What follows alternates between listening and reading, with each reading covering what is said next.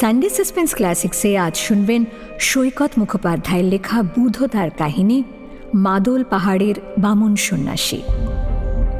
এই গল্পটি সানডে সাসপেন্সে প্রথমবার প্রচারিত হয় 23শে এপ্রিল 2023 সালে। শুরু হচ্ছে মাদল পাহাড়ের বামন সন্ন্যাসী।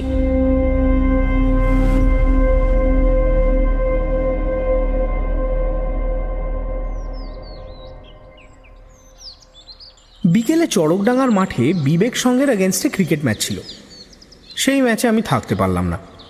জানি আমাদের ক্লাবের সেক্রেটারি পন্টাদা এর ফলে প্রচণ্ড খেপচুরিয়াস হয়ে যাবে, কারণ আমাদের টিমে পেস বলটা আমিই সবচেয়ে ভালো করি। কিন্তু কিছু করার নেই। সকালে স্কুলে বেরোনোর আগেই বুধদা বাড়ির ল্যান্ডলাইনে ফোন করেছিল। বলেছিল, রুবিক বিকেলে একবার আসিস, দারুণ ইন্টারেস্টিং একটা ব্যাপার দেখাবো। বুধদা মানে আমার জ্যাঠতুতো দাদার বন্ধু বোধিসত্ত্ব মজুমদার। বয়স হবে এই 30-এর আশেপাশে। ছোটবেলা থেকেই আমরা একই পাড়ায় একসঙ্গে বড় হয়েছি। উত্তর পাড়ায় জিটি রোডের যেদিকে আমাদের বাড়ি, সেখান থেকে রাস্তা পেরোলেই অন্যদিকে বুধদাদের 200 বছরের পুরনো 3 মহলা প্যালেস, নাম হেমকুঞ্জ। হেমকুঞ্জের বিশাল লনে ক্রিকেট খেলে আর ছাদে নাটক করে আমরা বড় হয়েছি। তাই ওই বাড়িটাকে যেমন নিজের বাড়ি বলেই মনে করি, তেমনি বুধদাকেও নিজের দাদা ছাড়া আর কিছু ভাবতে পারি না। বুধদা প্রচণ্ড পণ্ডিত লোক হলেও চাকরি টাকরি করে না। ওর একটা বেশ অসাধারণ পেশা আছে, অ্যান্টিক হান্টিং, মানে প্রাচীন এবং দুষ্প্রাপ্য সব জিনিস খুঁজে বার করা। অ্যান্টিকের খোঁজে ওকে নানান জায়গায় ঘুরে বেড়াতে হয়। এই হয়তো দুষ্প্রাপ্য পুঁথির সন্ধানে লাদাখের কোনো বৌদ্ধ গুম্ফায় ঘুরে এলো, তো 15 দিন বাদেই শুনলাম মারমাগাঁও চলে গেছে। জলের তলা থেকে উদ্ধার হওয়া 150 বছরের পুরনো জাহাজের লণ্ঠন কিনতে। সবসময় যে সাংঘাতিক মূল্যবান কিছু খুঁজে পায় তা হয়তো নয়, কিন্তু নিজেই বলে দারুণ রোমাঞ্চকর সব অভিজ্ঞতার সম্মুখীন হয়। নানান রকম মানুষের সঙ্গেও আলাপ হয়, আর তাইতেই ওর আনন্দ।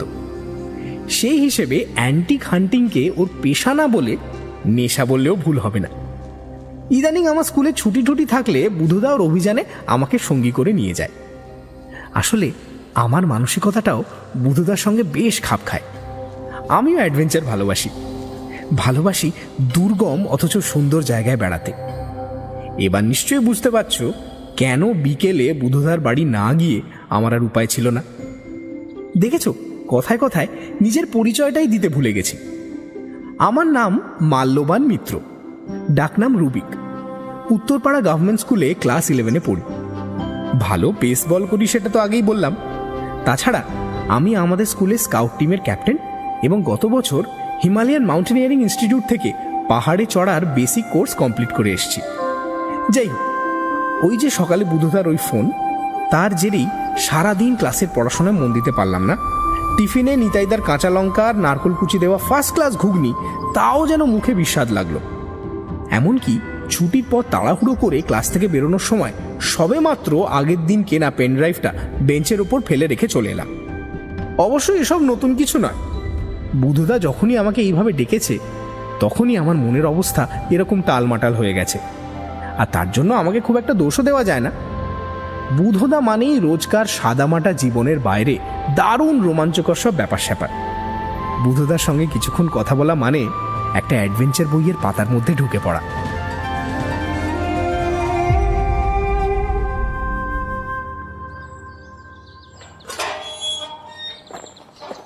স্কুল ছুটির পর শটান হেমকুঞ্জে গিয়েই ঢুকলাম। বুধদা যথারীতি তার খাটের ওপর বালিশে হেলান দিয়ে বসে ল্যাপটপে কী সব খুটখাট করছিল। পড়ুক, লিখুক বা কম্পিউটার নিয়ে কাজ করুক, ও সবসময় ওইভাবে বালিশে হেলান দিয়ে আধশোয়া হয়ে বসে। আমাকে ঢুকতে দেখে বলল, হ্যাঁ, আমার পাশে এসে বস। কি দেখাবে বলছিলে যে? আহা, সে তো ওই কম্পিউটার স্ক্রিনেই রয়েছে। তুই এখানে না বসলে দেখাবো কেমন করে? আর দ্বিতীয়বার কিছু বলতে হলো না। আমি এক লাফে সেই পেল্লায় উঁচু পালঙ্কের উপর চড়ে বসলাম। কই কই কই দেখাও। বুধদার আঙুলের আলতো নড়াচড়ায় কম্পিউটারের স্ক্রিনে একটা ছবি ফুটে উঠল। গুগল আর্থের ম্যাপে যেরকম স্যাটেলাইট থেকে তোলা ছবি দেখা যায়, ঠিক সেই রকম। তবে গ্রাম বা শহরের ছবি নয়, ঘন জঙ্গলে ঢাকা একটা জায়গার ছবি। মুখটা স্ক্রিনের কাছে নিয়ে গিয়ে ভালো করে দেখলাম। মনে হলো একটা টেবিল টপ মাউন্টেনের উপরের সমতল জায়গাটায় ঘন সবুজ জঙ্গল আর সেই জঙ্গলের মাঝখানে একটা অদ্ভুত নীলচে ছোপ। ওটা নিশ্চয়ই বিরাট একটা হ্রদ। অদ্ভুত বলছি এই কারণে যে আকাশ থেকে তোলা ছবিতে ওই হ্রদটাকে একটা জিজ্ঞাসা চিহ্নের মতো দেখাচ্ছিল। এমনকি তলার ফুটকিটা অবধি রয়েছে। ওটা নিশ্চয়ই মূল জলাভূমির থেকে কিছুটা দূরে আরেকটা ছোটখাটো হ্রদই হবে। সমতল জায়গাটার চারদিক থেকে পাহাড়ের গা ঢালু হয়ে নিচে নেমে গেছে। দেখলাম। তারপর আবার বুধোদার আঙুলের দু একটা চটজলদি নড়াচড়া। কম্পিউটার স্ক্রিনটা একবার শূন্য হয়ে গিয়ে সেখানে আবার অন্য একটা ছবি ভেসে উঠল। কিন্তু সত্যি কি এটা অন্য ছবি? আমি তাকিয়ে দেখলাম সেই একই জঙ্গল, মাঝে জিজ্ঞাসা চিহ্নের মতো জলাভূমি আর চারিদিকে ঢালু হয়ে নেমে যাওয়া পাহাড়ের কিনারা। বুধদা, তুমি বোধহয় আগের ছবিটাই ওপেন করে ফেলেছো ভুল করে। আগে ভালো করে দেখ, don't jump to any conclusions. এই ছবিটাতে আঁকা বাঁকা রথটা কি আগের চেয়ে একটু শীর্ণ? জঙ্গলটা কি এই ছবিটায় আরেকটু হলুদ লাগছে? তবে দুটো যে একই জায়গার ছবি এ ব্যাপারে কোনো সন্দেহ নেই। হ্যাঁ, হয়তো একটু আগে পরে তোলা। একটা বর্ষায় যখন গাছপালা সবুজ ছিল, আরেকটা গ্রীষ্মে যখন পাতা হলুদ হয়ে এসছে। আগে পরে তোলা হয়েছে বলছিস না? আচ্ছা, কতটা আগে পরে বলে তোর মনে হয়? কথা বলতে বলতেই বুধদা দুটো ছবিকেই সাইজে ছোট করে কম্পিউটার স্ক্রিনে পাশাপাশি এনে ফেলল। এখন একসঙ্গেই দুটোকে দেখতে পাচ্ছি। দুটো দুই ঋতুতে তোলা হতে পারে, মানে এই ধরো 3-4 মাসের এদিক ওদিক। নো স্যার, এই ছবি দুটোর বয়সের তফাৎ কম করে 400 বছর। যা, কি বলছো তুমি? ঠিকই বলছি। তোকে দ্বিতীয় যে ছবিটা দেখালাম সেটা মাত্র গতকাল সন্ধ্যাবেলা গুগল আর্থ থেকে ডাউনলোড করেছি। আর প্রথম যে ছবিটা দেখলি সেটার বয়স 400 বছরের বেশি বই কম নয়। 400 বছর আগে স্যাটেলাইট থেকে ছবি তোলার কোনো ব্যবস্থা ছিল কি? না, ছিল না। স্যাটেলাইট ছেড়ে দে, রবার্ট ব্রাদার্স প্রথম হাইড্রোজেন গ্যাসের বেলুন আকাশে উড়িয়েছিলেন 1783 সালে প্যারিস থেকে। আর জর্জ ইস্টম্যান সাহেব তার কোডাক ব্র্যান্ডের প্রথম বক্স ক্যামেরা তৈরি করে বাজারে ছাড়লেন, সেও তো মাত্র সেদিন 1888-তে। সেখানেই তো রহস্য। 400 বছর আগে বায়ুমণ্ডলের ওপর থেকে পৃথিবীকে দেখল কে? কেমন করে সে সেই দৃশ্যকে ফিল্মবন্দি করলো? তুই ঘটনাটার গুরুত্ব বুঝতে পারছিস তো রুবিক? ধর, এই ব্যাপারটা সূত্র ধরে যদি এমন কোনো যন্ত্র পেয়ে যাই যার কথা মানুষ জানেই না। সম্ভব নয়। তোমাকে কেউ নকল জিনিস দিয়ে ঠকাচ্ছে। এটা খুব কাছাকাছি সময়ের মধ্যে তোলা একটা স্যাটেলাইট পিকচার। না রে রুবিক, তা নয়। তা নয় বলেই ব্যাপারটা নিয়ে মাথা ঘামাচ্ছি। আচ্ছা, তুমি কি করে এত শিওর হচ্ছ? প্রমাণ ওই ফটোটার মধ্যেই আছে। সেটা তোকে একটু পরে দেখাচ্ছি। তার আগে তোকে বলি ফটোটা পেলাম কোথা থেকে। তাহলে তুই বুঝতে পারবি কেন আমি বারবার ফটোটাকে 400 বছরের পুরনো বলছি। বুধদাদের বাড়ির বৃদ্ধ হেল্পিং হ্যান্ড মধু কাকা একটা প্লেটে করে বাড়িতে ভাজা গরম গরম ফুলকপির বড়া আর চা নিয়ে ঘরে ঢুকলো। মধু কাকা বেরিয়ে যাবার পরে গরম একটা বড়ায় কামড় দিয়ে বুধদা সেই ফটো হস্তগত হওয়ার বৃত্তান্ত শুরু করলো। তুই তো জানিস, অ্যান্টিকের খোঁজ পাওয়ার জন্য আমাকে বহু লোকের ওপর নির্ভর করতে হয়। তারা কেউ মাইনে করা ইনফর্মার, আবার কেউ আমার বন্ধু, যারা আমার এই ব্যবসার খবর রাখেন। এরকমই একজন বন্ধু হলেন রঘুনাথ দ্বিবেদী। রঘুনাথের বয়স আমার মতনই হবে। বাড়ি ঝাড়খণ্ডের টাটানগর থেকে একটু দূরে চান্ডিল বলে একটা গ্রামে। বছর 5 আগে ওর সঙ্গে আমার আলাপ হয়। রঘুনাথের ব্যবসা কিন্তু অ্যান্টিক সংগ্রহ নয়, কবিরাজি। চান্ডিলের দ্বিবেদী পরিবার খুব নামকরা কবিরাজ পরিবার। রঘুনাথ ও তার বাপ দাদাদের সেই পেশা নিয়েই ব্যস্ত। তবে ওই পেশার কারণেই তাকে রাজবাড়ি থেকে গরিবের কুঁড়ে ঘর অবধি সর্বত্র যেতে হয়। আর এরকম যাতায়াতের ফলেই সে নানান আশ্চর্য জিনিসের খোঁজ পেয়ে যায়। খোঁজ পেলে সে নিজে কিছু করে না, আমায় জানায়। কারণ আসল আর নকল, চোরাই আর জেনুইন অত শত নিয়ে মাথা ঘামাবার সময় কিংবা ইচ্ছে কোনোটাই দ্বিবেদীর নেই। আমি যে সবসময় ওর উপকারের সঠিক প্রতিদান দিতে পারি তা নয়, তবে রঘুনাথ তার প্রত্যাশাও করে না। ও বলে চিকিৎসার কাজে গিয়ে ও দেখতে পায় কত সুন্দর জিনিস বনেদি বাড়ির চিলেকোঠায় কিংবা মাটির নিচে চোরাকুটুরিতে পড়ে থেকে নষ্ট হচ্ছে। সেই জিনিসগুলো যদি ধ্বংসের হাত থেকে বাঁচে, যদি আবার রসিক লোকেদের চোখের মুগ্ধ দৃষ্টিতে অভিনন্দিত হয়, তাহলে সেটাই ওর পুরস্কার।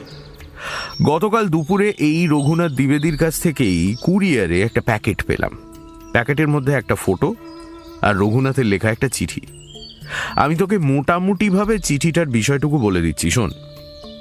টাটানগর ছাড়িয়ে স্টেট হাইওয়ে 33 ধরে আরেকটু এগোলেই দেখা যাবে সমুদ্রের জমাট ঢেউয়ের মতন অগুন্তি পাহাড় পূব থেকে পশ্চিম দিগন্ত ঢেকে দাঁড়িয়ে রয়েছে।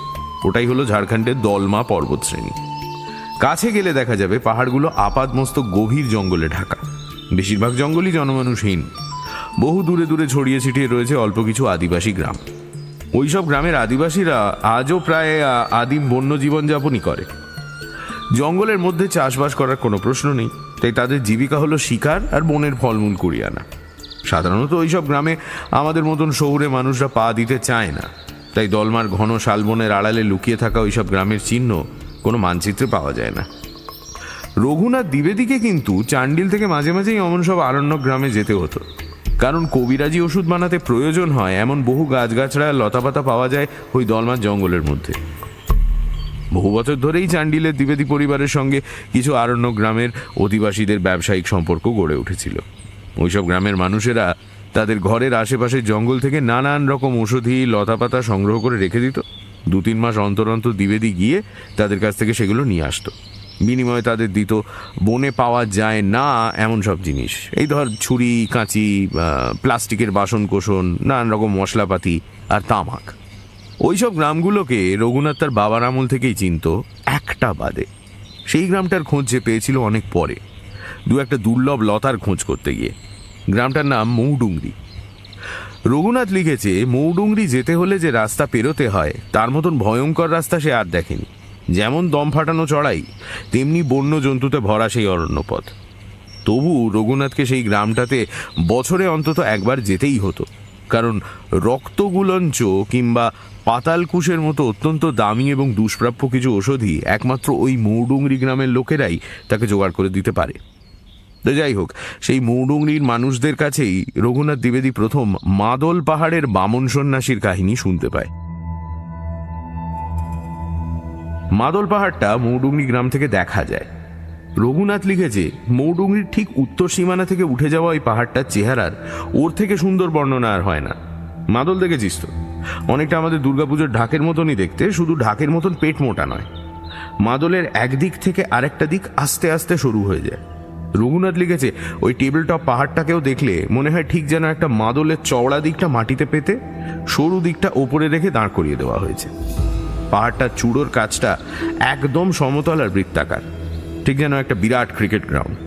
তফাৎ হলো ক্রিকেট মাঠে নরম ঘাসের গালচে থাকে, আর মাদল পাহাড়ের চূড়োয় আছে আকাশ ছোঁয়া শাল সেগুনের জঙ্গল। আর সেই জঙ্গলের মধ্যে নাকি রয়েছে একটা মন্দির। সেই মন্দিরে আছেন খুব বেঁটে এক সন্ন্যাসী। মৌডুংরির লোকজন আবহমান কাল থেকেই তাকে বামন সন্ন্যাসী বলেই ডাকে। মৌডুংরি গ্রামের সবচেয়ে বৃদ্ধ যে বাসিন্দা, সেই সুগুণ সর্দার নিজে রঘুনাথকে বলেছিল যে ওই মন্দিরের বয়স কম করে 500 বছর হবে।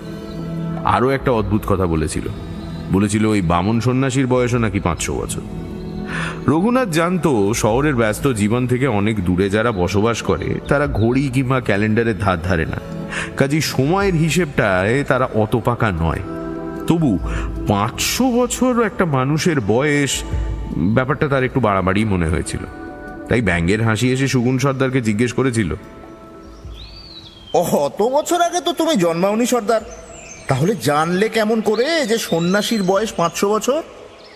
আমাদের পালা পরবে যেসব গান গাওয়া হয় তার মধ্যে ওই বামন সন্ন্যাসীর কথা আছে, আর ওসব গানের বয়স কোনোটাই 500 বছরের কম নয়। বাবা মার গলায় শুনে ছেলেমেয়েরা ওই গান নিজেরা তুলে নেয়, সুর বা কথা বদলায় না এতটুকু। রঘুনাথ জানতো আদিবাসীদের গান সম্বন্ধে সুগুণ সর্দারের কথাগুলো 100 ভাগ খাঁটি। তবে রঘুনাথ তারপরেই ভেবে দেখল, বংশানুক্রমে কোনো পরিবারের লোক কি বেঁটে হতে পারে না? হয়তো 500 বছর আগে যে সন্ন্যাসীকে নিয়ে গান বাঁধা হয়েছিল, এখনকার সন্ন্যাসী তারই উত্তর পুরুষ। কিন্তু সুগুণ সর্দারের চমক এখানেই শেষ নয়।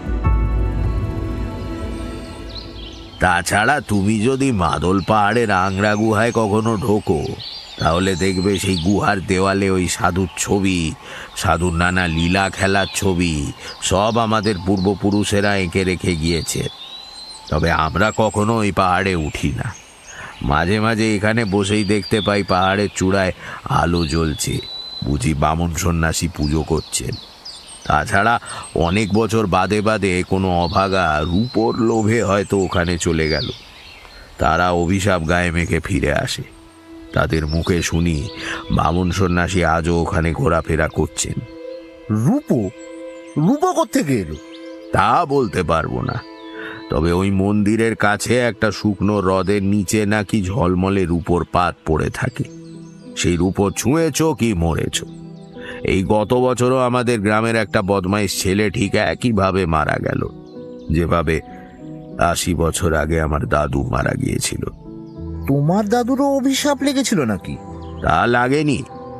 আমি যখন 6-7 বছরের বাচ্চা তখন দাদুকে দেখেছি ভয়ঙ্কর চামড়ার অসুখে ভুগে ভুগে মরে যেতে। তুমি তো জানো বাবু, স্নানের আগে আমরা গায়ে রোজ মহুয়া তেল মাখি, নিম তেল মাখি। আমাদের জাতের লোকেদের মধ্যে চামড়ার অসুখ কারুর হয় না। তাহলে আমার দাদুর অসুখ হয়েছিল কেন? আসলে আমার দাদু রূপোর লোভে ওই মাদল পাহাড়ের মন্দিরে কদিন বড্ড বেশি ঘুরঘুর করেছিল। আমার কাজকর্ম দেখে দেখেই বোধ হয় রঘুনাথের মনেও প্রাচীন মন্দির, প্রাসাদ এইসব সম্বন্ধে আগ্রহ তৈরি হয়েছিল। তার উপর ওই রূপোর পাতের গল্প। রঘুনাথ ভাবলো কি জানি ওগুলো ধাতুর পাতে খোদাই করা কোনো প্রাচীন লিপিমালা কিনা। তাই সে মৌডুঙ্গরির লোকেদের ধরলো, আমাকে কেউ একজন পথ দেখিয়ে নিয়ে চলো ওই মন্দিরে। রঘুনাথ ভেবেছিল ভালো মতন পারিশ্রমিক পেলে মৌডুঙ্গরির যে কোনো ছেলে সহজেই ওর গাইড হতে রাজি হয়ে যাবে। কিন্তু বাস্তবে দেখা গেল যাকেই রঘুনাথ ওখানে নিয়ে যাওয়ার প্রস্তাব দেয় সেই না শুনতে পাওয়ার ভান করে অন্যদিকে হাঁটা লাগায়। অবাক হয়ে রঘুনাথ শেষে সেই বুড়ো সুগুণ সর্দারকেই চেপে ধরল।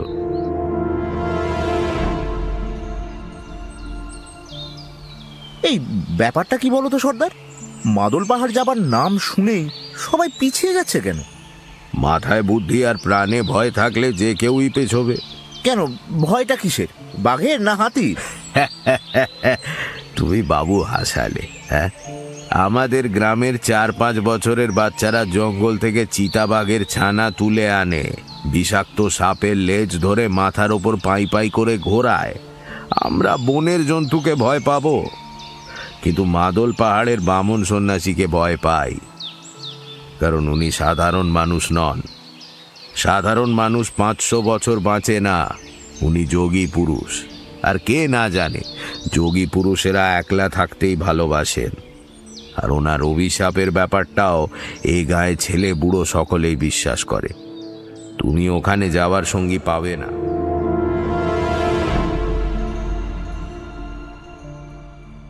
আচ্ছা, তারপর কি হলো? এই রঘুনাথ দ্বিবেদী বামন সন্ন্যাসীর মন্দিরে গিয়েছিলেন? গিয়েছিল মানে রীতিমতন আটঘাট বেঁধে গিয়েছিল। রঘুনাথের কাছে মাইক্রোফিল্ম তোলার ক্যামেরা ছিল, বাইনকুলার ছিল, জোরালো টর্চ ছিল, এমনকি একটা রিভলভার পর্যন্ত ছিল বন্যপ্রাণীর মোকাবিলা করার জন্য।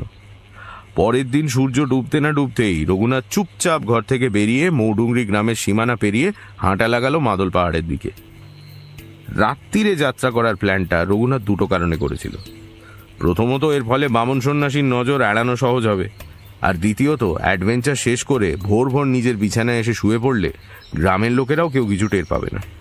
জঙ্গলি জানোয়ারের ভয় তো ছিল অবশ্যই, কিন্তু যাকে নিয়ে সবচেয়ে বেশি ভয় সেই হাতি অত খাড়া পাহাড়ে থাকে না, আর শীতের শুরুতে সাপের দেখা পাওয়ার সম্ভাবনাও খুবই কম।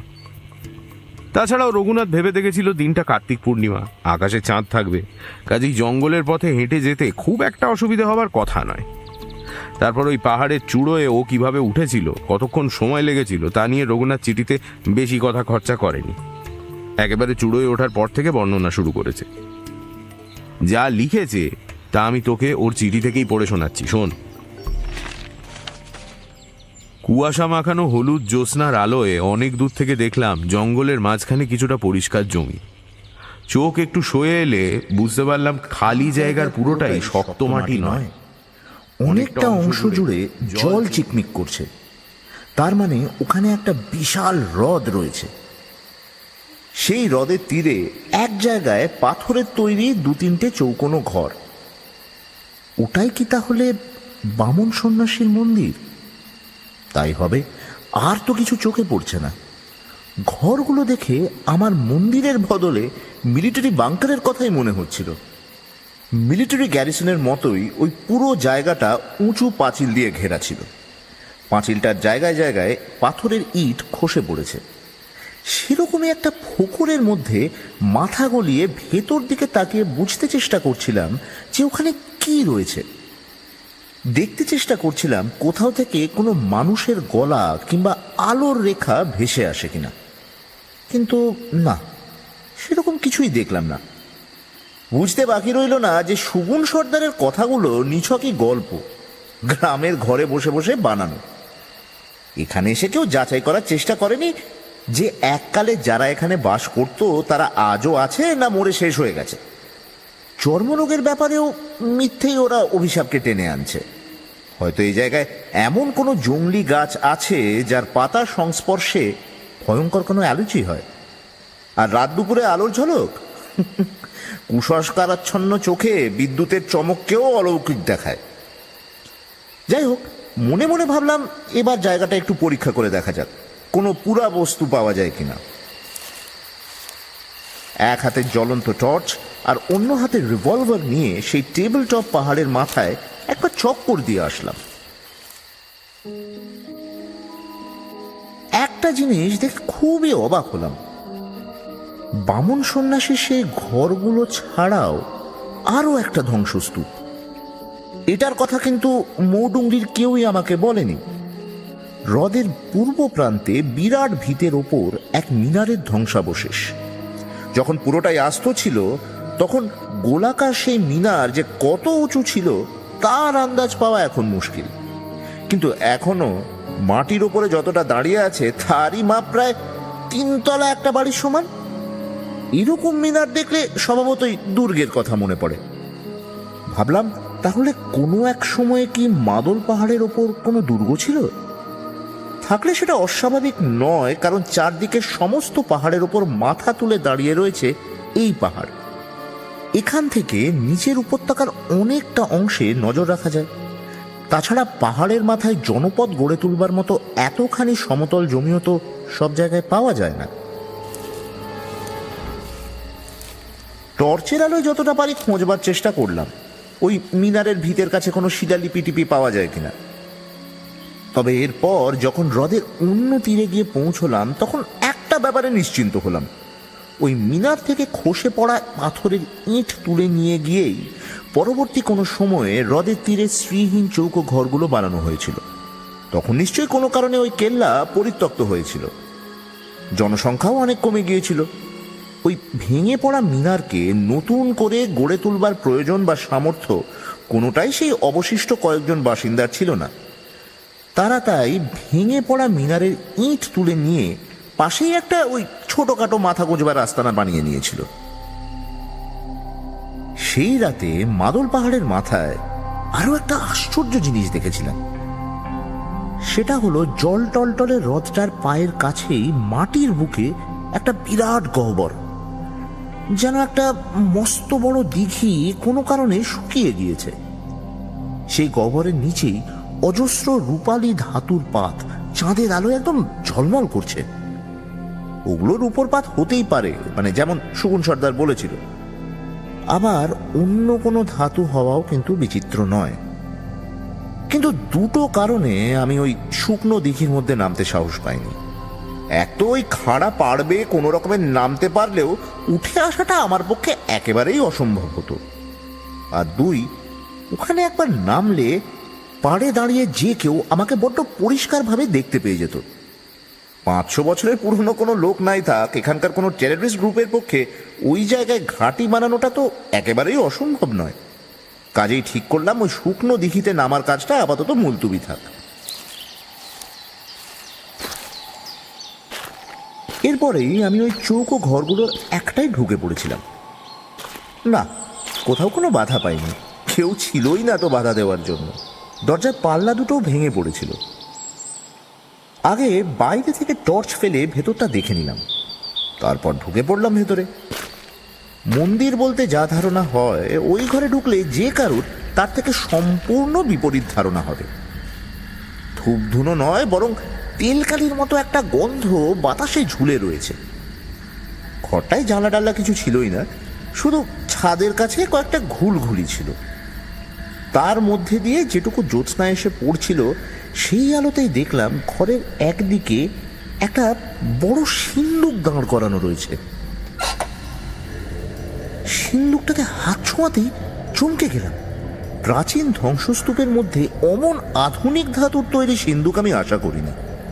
ভেবেছিলাম কাঠের বাক্সর মতো কিছু হবে, কিন্তু হাতের তলায় ঠান্ডা ধাতুর স্পর্শই পাচ্ছিলাম। যাই হোক, দেখলাম সিন্দুকটাতে তালা টালা লাগানো নেই। আমার হাতের আলতো টানে ঢাকাটা মসৃণভাবে খুলে গেল। দেখলাম বাক্সর ভিতরে যত্ন করে কাপড়ে জড়িয়ে কি যেন একটা রাখা আছে। বুক দূর দূর করছিল। কি আছে ওর মধ্যে? প্রাচীন পুঁথি? তাম্রশাসন? যাই হোক, জিনিসগুলোর পুরাতাত্ত্বিক মূল্য যে অসাধারণ হবে সে বিষয়ে আমার কোনো সন্দেহ ছিল না, কিন্তু কাপড়ের মোড়কটা খুলে অত্যন্ত হতাশ হলাম। ভেতর থেকে বেরিয়ে এলো এই ছবিটা, যেটা তোমাকে এই চিঠির সঙ্গে পাঠালাম। আসল ছবিটা কেমন ছিল? মানে আমরা যেরকম ফটোগ্রাফিক পেপারে ওই প্রিন্ট দেখি সেই রকম? প্রায় সেরকমই, শুধু প্রিন্টটা কাগজের ওপরে ছিল না। রঘুনাথ লিখেছে সেটা ছিল প্লাস্টিকের মতন অদ্ভুত নরম কিন্তু মজবুত একটা জিনিসের ওপর। তারপর রঘুনাথ বুঝতেই পারেনি জিনিসটা কি। সত্যি কথা বলতে কি এখনও জানে না যে এটা ওই মাদল পাহাড়ের স্যাটেলাইট পিকচার। সেটাই স্বাভাবিক, ও তো আর আকাশ থেকে তোলা মাদল পাহাড়ের ছবি দেখেনি কখনো। ও দেখেছে পায়ে হেঁটে। তাতে হ্রদের আকৃতি বুঝতে পারার কথা নয়, তাই ও ভেবেছিল এটা কোনো নকশা কিংবা সাংকেতিক লিপি। রঘুনাথ বুদ্ধি করে একটা কাজ করেছিল, ভবিষ্যতে আমাকে দেখানোর জন্য প্লেটটার একটা মাইক্রোফিল্ম তখনই তুলে নিয়েছিল। সিন্দুকটার ভেতরে আর কিছু ছিল না? আর সেই ব্যাপারে দ্বিবেদীজি কিছু লেখেননি? লিখেছে বাকি পুরো সিন্দুকটা জুড়ে ছিল অভ্রর পাতের মতন পাতলা আর চকচকে একরকম জিনিসের চৌকো চৌকো বান্ডিল। অভ্রর বান্ডিল? দাঁড়া, সামান্য বাকি আছে। সিন্দুকটা বন্ধ করে ঘর থেকে বেরোবার সময় রঘুনাথের টর্চের আলোটা হঠাৎ একবার মেঝের ওপর গিয়ে পড়ে। তখনই রঘুনাথ দেখে এক গা ছমছমে দৃশ্য। এতক্ষণ ধরে বামন সন্ন্যাসীর অস্তিত্বের বিরুদ্ধে যত যুক্তি সে সাজিয়ে তুলেছিল, ওই এক দৃশ্যেই তা গুঁড়ো গুঁড়ো হয়ে ভেঙে গেল। রঘুনাথ দেখল মেঝেতে জমে থাকা পুরু ধুলোর স্তরের ওপর অজস্র পায়ের ছাপ। এক একটা ছাপের দৈর্ঘ্য আমাদের কোড়ে আঙুলের থেকে বেশি হবে না। যেন একটা ছোট্ট পুতুল সারা ঘরে হেঁটে বেরিয়েছে। রঘুনাথ এত ভয় পেয়ে গিয়েছিল যে সে তারপর ওখানে আর একটুও দাঁড়াবার সাহস পায়নি। ঊর্ধ্বশ্বাসে দৌড়ে নেমে এসেছিল মাদল পাহাড় থেকে। ভাই বোধিসত্ত্ব, অনেক কথা বলার ছিল বলেই টেলিফোন না করে চিঠি লিখলাম।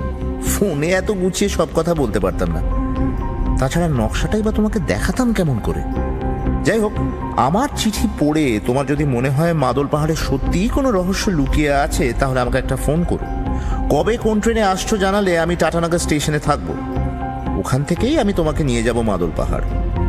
একা যা পারিনি, আশা করি তুমি সঙ্গে থাকলে সেই কাজ করার সাহস জোটাতে পারবো। শুভেচ্ছা যেন, ইতি গুণমুগ্ধ রঘুনাথ দ্বিবেদী। বুধদার চিঠিটা ভাঁজ করে খামে পোড়া মাত্র আমি রুদ্ধশ্বাসে জিজ্ঞেস করলাম, আচ্ছা তুমি কেমন করে নকশাটাকে মাদল পাহাড়ের ছবি বলে বুঝতে পারলে বলো তো? কি জানি, ছবিটার দিকে তাকিয়ে থাকতে থাকতে হঠাৎই মনে হলো এরকম দলা পাকানো সবুজ, শিরা ওঠা খয়েরি আর আঁকা বাঁকা নীল রং যেন খুব চেনা চেনা, প্রায় রোজই দেখি। তারপর হঠাৎ মাথায় স্ট্রাইক করলো, আরে এটা তো স্যাটেলাইট থেকে তোলা ছবি। তারপর গুগল খুলে রঘুনাথ যেরকম লোকেশন দিয়েছে সেই অনুযায়ী জুম করতে শুরু করলাম। চান্ডিল, নিমিজিরা, তারপর জঙ্গলের মধ্যে জিলিপির মতন প্যাঁচ খাওয়া মিঠাপানি নদীও খুঁজে পেলাম। রঘুনাথ লিখেছিল ওই মিঠাপানি নদীর পূর্ব দিক থেকে উঠে গেছে মৌডুংরির রাস্তা, আর মৌডুংরির উত্তরে অদ্ভুত আকৃতির পাহাড়টাই মাদল পাহাড়। এইভাবে জুম করতে করতে যেই মাদল পাহাড়ের চূড়োয় পৌঁছলাম, অমনি শক খাওয়ার মতো চমকে গেলাম। আরে এ তো অবিকল ওই রঘুনাথের পাঠানো প্লেটটার মতন দেখতে লাগছে।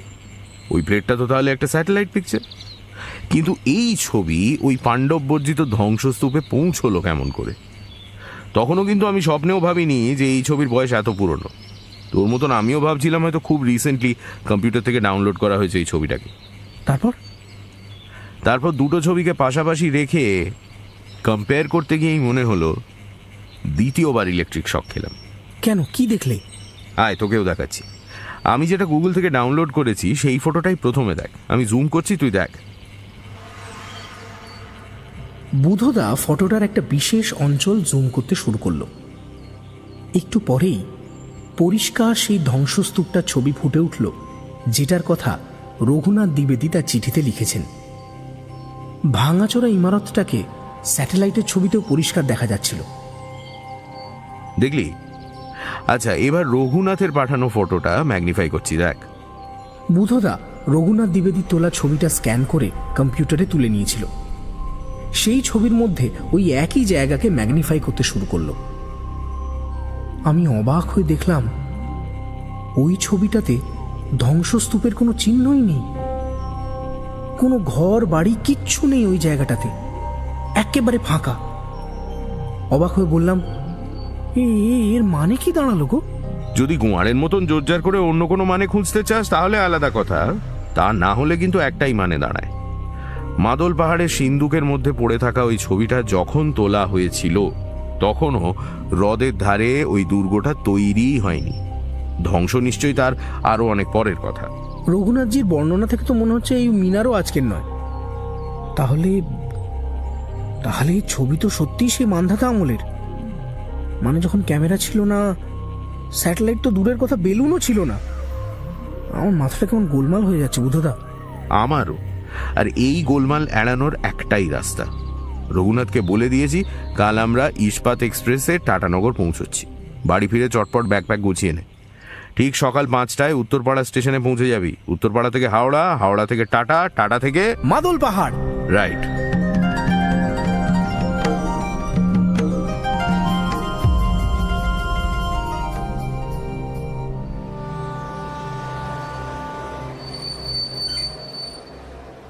টাটানগর স্টেশনে ট্রেন থেকে নামতেই হ্যান্ডশেক করার জন্য হাত বাড়িয়ে যে ভদ্রলোক এগিয়ে এলেন, বুঝলাম তিনিই রঘুনাথ দ্বিবেদী।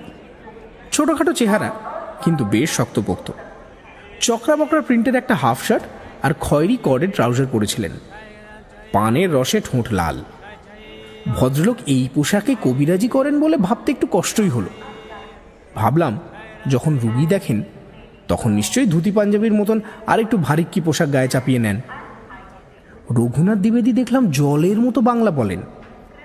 সে ব্যাপারে তিনি নিজেই বললেন যে জামশেদপুর স্টিল ফ্যাক্টরি তৈরির প্রথম যুগ থেকেই এত বাঙালি রয়েছে যে বাংলাকে এখানকার সেকেন্ড ল্যাঙ্গুয়েজ বলা চলে। দ্বিবেদীজির কাছেই জানলাম জামশেদপুর থেকে অনেকগুলো ভালো বাংলা সাহিত্য পত্রিকাও প্রকাশিত হয়, আর দুর্গাপুজোর জাঁকজমক নাকি কলকাতার সঙ্গে টেক্কা দিতে পারে। রঘুনাথ দ্বিবেদী অত্যন্ত জমাটি লোক। স্টেশন থেকে বেরোতে যেটুকু সময় তার মধ্যেই উনি আমাকে ভাইয়া বলে ডাকতে শুরু করেছেন, আর উনি হয়ে গেছেন আমার রঘুদা। রঘুদা আমাদের স্টেশনের বাইরে পার্কিং লটে একটা জিপের কাছে নিয়ে গেলেন। বললেন এটা নাকি ওনার নিজেরই গাড়ি। শহর ছাড়লেই রাস্তাঘাটের যা অবস্থা, তাতে নাকি 4 হুইল ড্রাইভের জিপই নিরাপদ। দামি গাড়ি হলে উল্টে টুল্টে যেতে পারে। তাছাড়া ওনাকে কাজকর্মের জন্য জঙ্গলের রাস্তাতেও হামেশাই যেতে হয়। সেসব রাস্তায় শক্তপোক্ত গাড়ি ছাড়া চলবেই না। বললেন একটু বাদেই নাকি আমরা সেরকম রাস্তা ধরব। শুনে বেশ উত্তেজনা হচ্ছিল। তবে রঘুদা বললেন আগে বিষ্ণুপুরের মোড়ে মাধব ব্রাদার্সের দোকানের বিখ্যাত কচুরি আর রাবড়ি না খাইয়ে তিনি আমাদের কোথাও নিয়ে যাবেন না। তখন ঘড়িতে প্রায় 12টা বাজে, আর ট্রেনে টুকটাক মুখ চালানো সত্ত্বেও খিদে পেয়েছিল খুব। কাজেই আমি বা বুধদা কেউই এ প্রস্তাবে আপত্তি জানালাম না। তবে সে দোকানের মিষ্টি এতই ভালো যে শুধু রাবড়িতে থামা গেল না। তারপরেও আরও 2টো করে অমৃতি আর গোলাপ জামুন খেতেই হলো।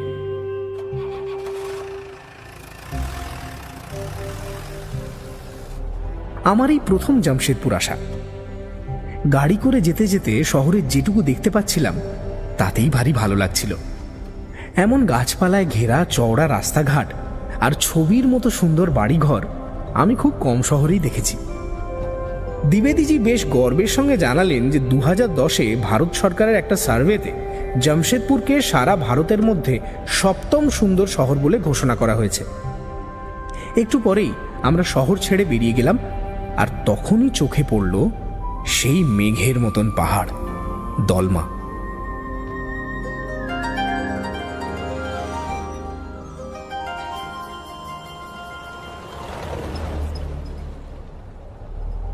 একটু ভাঙাচোরা হলেও হাইওয়ে 33-র অবস্থা খুব একটা খারাপ নয়। গাড়ি মোটামুটি ভালো স্পিডেই চলছিল। সারা পথটাই দলমা পাহাড় আমাদের ডান পাশে সমান দূরত্বে মাথা উঁচু করে দাঁড়িয়ে রইল। পাহাড়ের পায়ের কাছ থেকে হাইওয়ে অবধি যে ঢেউ খেলানো লাল মাটির জমি, সেখানে কোথাও কোথাও অল্প স্বল্প চাষ হয়েছে, কিন্তু বেশিরভাগ জায়গাতেই শাল, মহু আর থোকা থোকা জঙ্গল। জঙ্গলের মাঝে মাঝে ছোট ছোট আদিবাসী গ্রাম, মাটির বাড়ি, তকতকে করে নিকোনো উঠোনে মুরগি চড়ছে, ধান শুকোচ্ছে, ঘুনসি পরা উদম বাচ্চারা মাটিতে বসে খেলা করছে। বাড়িগুলো দেওয়ালে উজ্জ্বল সাদা রঙের আলপনা। গাড়ির জানলা দিয়ে বাইরে তাকিয়ে থাকতে এত ভালো লাগছিল যে কি বলবো। হঠাৎই রঘুদা জিপটাকে বাঁদিকে ঘুরিয়ে একটা রোড সাইড ধাবার সামনে দাঁড় করিয়ে দিয়ে বললেন, নামো ভাইয়া, এই ধাবাটার মতো এত ভালো দেশি মুরগির কারি আমি তো অন্তত কোথাও খাইনি, তার সঙ্গে গরম গরম আলুর পরোটা। জিজ্ঞেস করলেন চলবে কিনা। দিব্যি চলবে। ঘড়িতে দেখলাম 2:30 বেজে গেছে। ছোটানাগপুর মালভূমির জলের হজমি গুণের কথা বাবা কাকাদের মুখে বহুবার শুনেছি, আজ প্রত্যক্ষ প্রমাণ পেলাম। মাধব ব্রাদার্স বলে কোনো দোকানে কোনো কালে ঢুকেছিলাম বলেই মনে পড়ছে না। মনে হচ্ছে অন্তত 10 দিন উপোস করে রয়েছি। বুধদার মুখ দেখেও বুঝলাম ওরও একই অবস্থা। দুজনের কেউই দ্বিরক্তি না করে টিউবওয়েলের জলে হাত মুখ ধুয়ে খাটিয়া টেনে ধাবার উঠোনে বসে গেলাম। খাওয়া দাওয়ার মধ্যে অবধারিতভাবেই মাদল পাহাড়ের বামন সন্ন্যাসীর প্রসঙ্গ উঠে এলো। বুধদা রঘুদাকে স্যাটেলাইট পিকচারের রহস্যের কথা খুলে বলল। ল্যাপটপ খুলে দেখিয়েও দিল রঘুদার পাঠানো ছবি আর গুগল আর্থের ছবির মিল আর অমিল। সব দেখে শুনে রঘুদা তো হাঁ। তিনি একটা প্রত্নতাত্ত্বিক রহস্য সমাধানের জন্য বোধিসত্ত্ব মজুমদারকে চিঠি পাঠিয়েছিলেন, কিন্তু এখন তো দেখা যাচ্ছে ঘটনা মোড় নিচ্ছে অলৌকিকের দিকে। শোনো রঘুনাথ, ফোনে তোমাকে যে কথা বলিনি সেটা এখন সামনাসামনি বলছি। সেদিন রাতে তুমি কিন্তু অনেকটা বেশি ঝুঁকি নিয়ে ফেলেছিলে। জঙ্গলের মধ্যে একটা অচেনা জায়গায় ওভাবে একা যাওয়াটা কিন্তু তোমার ঠিক হয়নি। আমি শুধু বন্য জন্তুর ভয়ের কথাই বলছি না, বিপদ তো মানুষের কাছ থেকেও আসতে পারে। সে ব্যাপারে আমি ভালো করে খোঁজ খবর নিয়েছিলাম। মাদল পাহাড়ের চূড়ায় বামন সন্ন্যাসী ছাড়া আর কেউ থাকে না। থাকলে কোনো না কোনো প্রয়োজনে কখনো না কখনো তাদের নিচে আসতেই হতো, আর এলে মৌডুংরির গ্রামবাসীদের চোখকে তারা ফাঁকি দিতে পারতো না। সেটাও একটা প্রশ্ন। বামন সন্ন্যাসীকেই বা কখনো পাহাড়ের নিচে নামতে হয় না কেন? ওর খাবার দাবার আসে কোত্থেকে? তুমি পাহাড়ের মাথায় চাষাবাদ দেখোনি কিছু? Absolutely not. একটা সবজি বাগান অবধি নেই। হ্রদের জলে মাছ আছে কিনা জানি না, কিন্তু একটা মানুষ শুধু মাছ খেয়ে বছরের পর বছর বেঁচে আছে, এটা ভাবতে কিরকম লাগে না? তাছাড়া পোশাক আশাক, ওষুধপত্র এসবেরও তো প্রয়োজন হয় একটা মানুষের। তা হলেনি বা বামন। রঘুদা, হয়তো ওনার কোনো সহকারী আছে যে মৌডুংরি থেকে ওপরে ওনার প্রয়োজনীয় জিনিসপত্র পৌঁছে দেয়। না, মৌডুংরি গ্রামে এমন কেউ থাকবে না। সাহায্য করতে গেলে সহানুভূতি লাগে, মায়া লাগে। বামন সন্ন্যাসীর সম্বন্ধে ওই গ্রামের লোকের ভয় থাকতে পারে, কিন্তু মায়া মমতা যে নেই সেটা আমি ওদের সঙ্গে কথা বলেই টের পেয়েছি। তার কারণটাও বোঝা কঠিন নয়। একজন সন্ন্যাসীর জন্য অত বড় একটা পাহাড় ওদের হাতছাড়া হয়ে গেছে। সেই পাহাড়ে ওরা শিকার করতে পারে না, ফলমূল কুড়োতে যেতে পারে না। এমনকি ভাবতো, এই খরার দেশে পাহাড়ের মাথায় অমন সুন্দর একটা জলাশয়, সেটা ওরা ব্যবহার করতে পারে না। তাছাড়া সন্ন্যাসীর অভিশাপে ওদের গ্রামবাসীদের মৃত্যু, সেটা কি ওরা মেনে নিতে পারে? না ভাইয়া, গ্রামবাসীদের মধ্যে কেউ সন্ন্যাসীকে সাহায্য করবে না, সে ব্যাপারে আমি নিশ্চিত। তবে কি মৌডুংরি ছাড়া মাদল পাহাড়ের ত্রিসীমানায় তো আর লোকালয় নেই? লোকালয় নেই, কিন্তু তোমাকে চিঠিতে লিখেছিলাম বোধহয় একটা গুহা রয়েছে ওই মাদল পাহাড়ের চূড়ার একটু নিচে। হ্যাঁ, লিখেছিলে, নামটাও মনে আছে, আংরা গুহা। তাতে কি? সেই গুহায় একটা অদ্ভুত লোক বাস করে। হয়তো সেই গঙ্গাদানই মৌডুংরি থেকে বামন সন্ন্যাসীর জন্য প্রয়োজনীয় মালপত্র নিয়ে যায়। ওরে বাবা, এক বামন সন্ন্যাসীতে রক্ষে নেই, তুমি আবার রূপকথার চরিত্রের আমদানি করলে। গুঙ্গা দানো এর কথা তো লেখনি চিঠিতে? না না, লিখিনি, মানে লেখার কথা মনেও পড়েনি। গঙ্গাদানও খুব শান্ত নির্বিরোধী লোক। আচ্ছা, গুঙ্গা মানে তো বোবা, আর দানো মানে হলো দৈত্য, তার মানে বোবা দৈত্য। তো লোকটা কে? ব্যাস, বোবা দৈত্য। ওই দুটো কথার মধ্যেই ওর সম্বন্ধে যা জানা আছে সবটাই বলে দেওয়া হয়েছে। লোকটা বোবা, মুখে একটা অদ্ভুত গোঙানির শব্দ ছাড়া আর কোনো কথা বলতে পারে না। আর লোকটা চেহারা প্রকাণ্ড, প্রায় 7 ফুট লম্বা আর তেমনি চওড়া, কিন্তু তবু ওকে দেখলে ভয় করবে না। ঠোঁটে সবসময় একটা হালকা হাসি লেগেই রয়েছে, চোখ দুটোও আধবোঝা, মনে হয় যেন জেগে জেগেই স্বপ্ন দেখছে। গুহায় থাকে বললে না? কি করে গুহায়? তা তো জানি না, তবে মৌডুংরির লোকেরা বলে ও সাধন ভজন করে না, এমনি ওখানে একা একা বাস করে। মাঝে মাঝে গ্রামে আসে, জঙ্গলে শিকার করা হরিণ কিংবা খরগোশের মাংসের বিনিময়ে চাল ডাল জামা কাপড় ইত্যাদি নিয়ে যায়। তবে মৌডুংরিতে যে লোকটা দোকান চালায় সে ভারী অদ্ভুত একটা কথা বলেছিল। গঙ্গাদানও সারা মাসে যেটুকু চাল নিয়ে যায় তাতে ওর মতো বিশালাকায় মানুষের বড় জোর 4 দিন চলার কথা। এটা কোনো সমস্যা নয়, জঙ্গলে ভাত ছাড়া ওর খাবার মতন আরো অনেক কিছু নিশ্চয়ই রয়েছে। যাই হোক, তোমার তাহলে ধারণা গুঙ্গা দানই হচ্ছে বামন সন্ন্যাসীর সঙ্গে মৌডুংরির যোগসূত্র? তাই তো মনে হয়। চলো, আমরা তো যাচ্ছি, ওখানে গেলে সব পরিষ্কার হবে। আমরা ধাবা ছেড়ে বেরোলাম। আরও ঘন্টাখানেক ড্রাইভ করার পরেই দেখলাম দূরের পাহাড়টা হঠাৎই রাস্তার একদম পাশে চলে এসছে। রঘুদা এবার ডান দিকে বেঁকে পিচ রাস্তা ছেড়ে একটা লাল মোরামের পথ ধরল। রাস্তাটা ক্রমশ দুটো পাহাড়ের মাঝখানে শুয়ে থাকা একটা জংলা উপত্যকার মধ্যে ঢুকে পড়ল। এই হলো রঘুদার চিঠিতে বর্ণিত সেই নিমিজিরার জঙ্গল। এখন পথের দুধারে শুধুই আকাশ ছোঁয়া শাল, বহেড়া, চাঁপ আর আসান গাছের সারি। রঘুদাই গাড়ি চালাতে চালাতে আমাকে গাছগুলো চিনিয়ে দিচ্ছিলেন। উনি বললেন এই জঙ্গলের প্রত্যেকটা ঘাস, এমনকি লতাকেও উনি চেনেন। একজন কবিরাজের পক্ষে সেটাই স্বাভাবিক। রাস্তার ধারেই লাল মাটির বড় বড় উইঢিপি, তার মধ্যে কোনো কোনোটায় আবার ভাল্লুকের নখের আঁচড়। এটাও রঘুদাই দেখালেন। আমাদের জিপ এবড়ো খেবড়ো রাস্তা ধরে মাতালের মতন টলতে টলতে এগোচ্ছিল। ইতিমধ্যে অন্ধকার নেমে এসছে, ঘড়িতে যদিও মাত্র সন্ধে 6টা। আসলে গাছের পাতা ভেদ করে আলো আসতে পারছে না। মাঝে মধ্যেই জিপের হেডলাইটের আলোয় মাটির সঙ্গে মিশে থাকা নাইট জার পাখিদের বড় বড় লাল চোখ জ্বলে উঠছিল। ওরা রাস্তার ধুলোর ওপরেই বুক পেতে শুয়ে থাকে, কিন্তু যখন দেখে এইভাবে লুকিয়ে থেকেও জিপটার এগিয়ে আসা ঠেকানো যাচ্ছে না, তখন মাটি ঘেঁষে এঁকে বেঁকে উড়ে গিয়ে আবার একটু দূরে বসে পড়ে।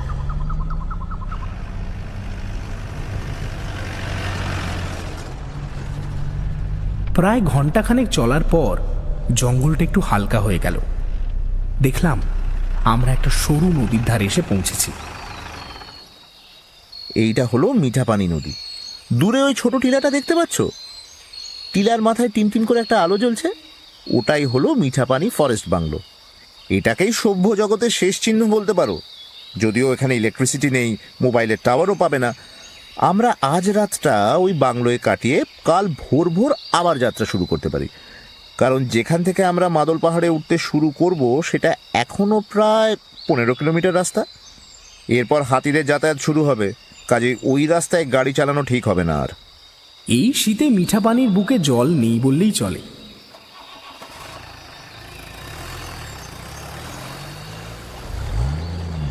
আমাদের জিপ সেই সামান্য জলধারা আর ছড়িয়ে থাকা নুড়ি পাথরের ওপর দিয়ে কলকল ঝরঝর শব্দ করতে করতে দুলকি চালে নদী পেরিয়ে দিব্যি উল্টো দিকের খাড়া পাড়ের ওপর চলে গেল।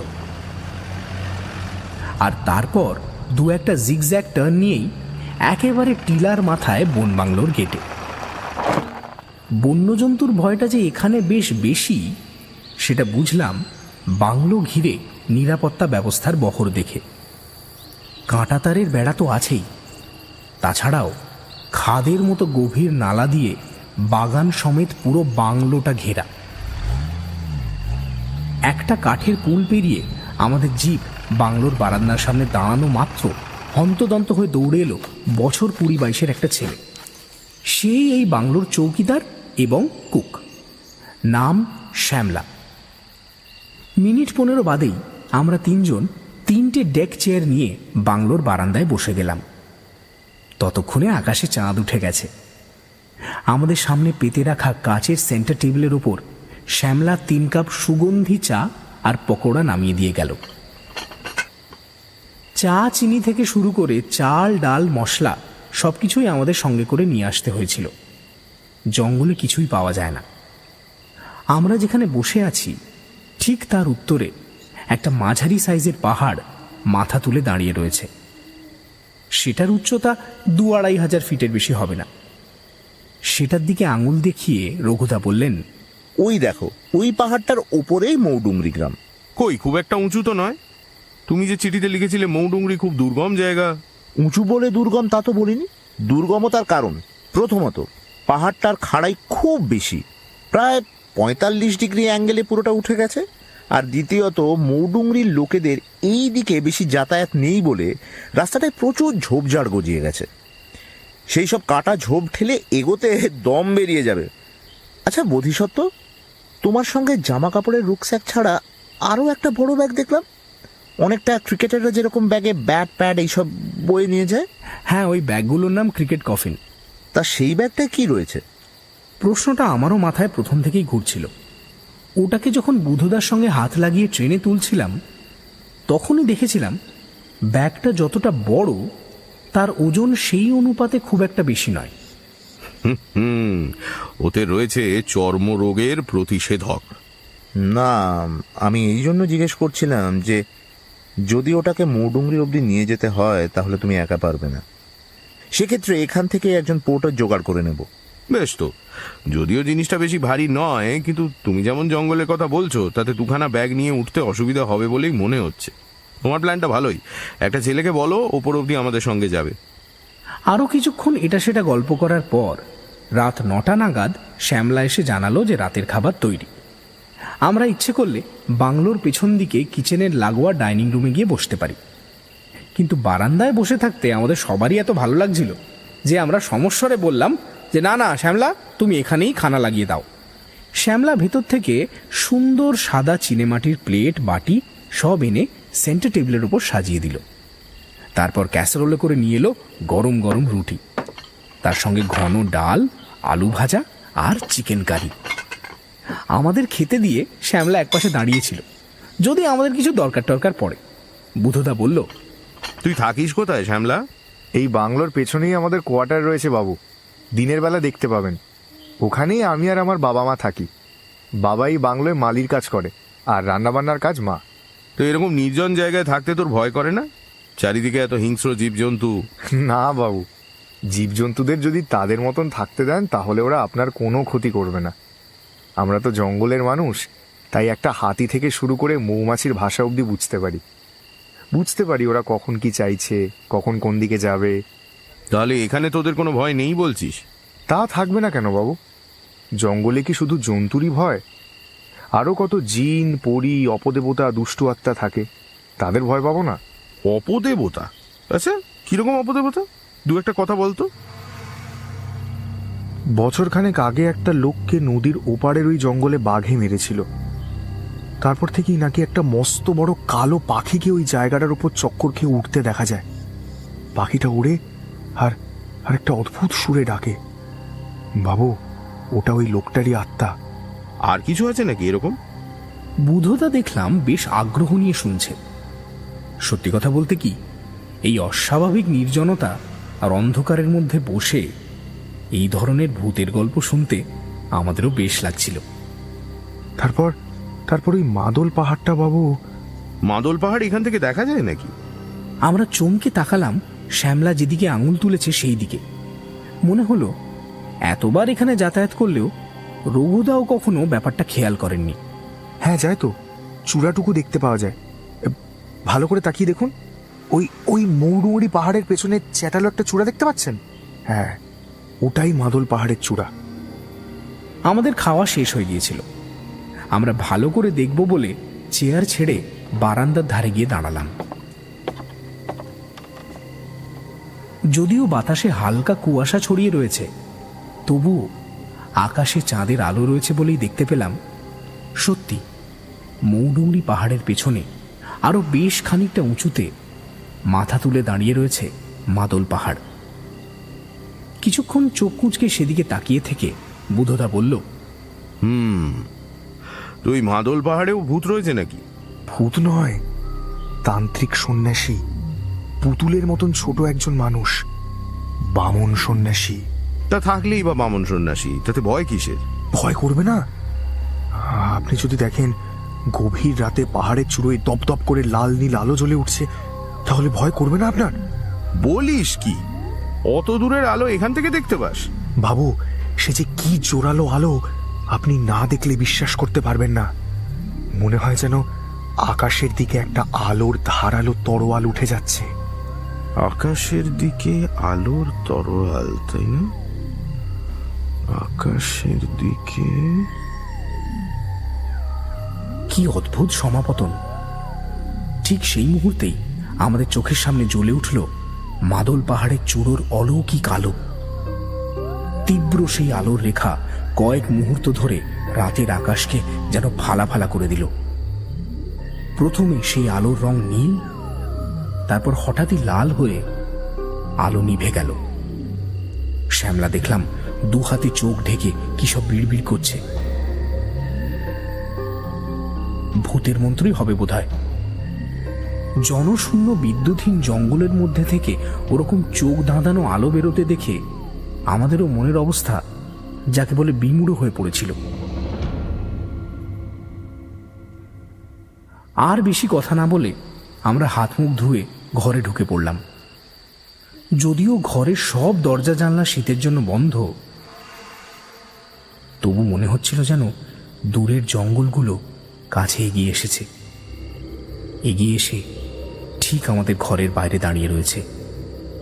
এবার এক ধাক্কায় ভেঙে ফেলবে ঘরের দেওয়াল। বলবে, কেন আমাদের রাজ্যে অনধিকার প্রবেশ করেছ? তোমাদের সব ব্যাপারে এত কৌতূহল কেন?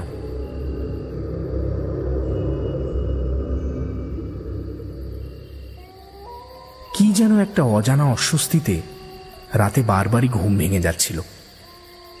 প্রতিবারই দেখছিলাম পাশের খাটে বুধদা জেগে শুয়ে রয়েছে। তার ভুরু দুটো ভীষণ কোনো চিন্তায় কুঁচকে আছে, দৃষ্টি ছাদের দিকে। ও বোধহয় সারা রাত ঘুমোয়নি।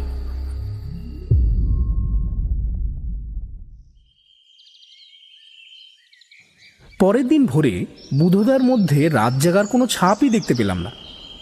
ওর এই একটা গুণ, ক্লান্তি জিনিসটা যেন শরীরে নেই। হাঁক ডাক করে আমাদের তুলে ছড়িয়ে পড়া জিনিসপত্র প্যাক ট্যাক করে আধ ঘন্টার মধ্যে বেরোনোর জন্য রেডি হয়ে গেল। ঠিক 6টার সময় আমরা মিঠাপানি ডাক বাংলো ছেড়ে রওনা দিলাম। আমাদের পথপ্রদর্শক আর কেউ নয়, শ্যামলা। এমনিতে পথ দেখানোর জন্য কাউকে লাগার কথা নয়, কারণ মৌডুংরির পথ রঘুধার চেনা, আর সেখান থেকে মাদল পাহাড়েও তিনি গিয়েছেন। কিন্তু শ্যামলা বলল, মৌডুংরি গ্রাম এড়িয়ে জঙ্গলের মধ্যে দিয়ে হেঁটে সরাসরি নাকি মাদল পাহাড়ের পায়ের কাছে পৌঁছে যাওয়া যায়। তাতে রাস্তা অনেকখানি কম হয় আর দুটো পাহাড়ে চড়ার পরিশ্রমও বাঁচে। রঘুদা তার সঙ্গে যোগ করলেন যে বেশি লোক জানাজানিও হয় না। কিছুক্ষণ হাঁটার পরেই আমরা রাতে টিলার উপর থেকে দেখা সেই ঘন জঙ্গলের মধ্যে ঢুকে পড়লাম। আমাদের সবার সামনে শ্যামলা, তার এক হাতে জঙ্গল কেটে এগোনোর জন্য একটা ধারালো দা, আর পিঠে বুধদার সেই ক্রিকেট কফিন।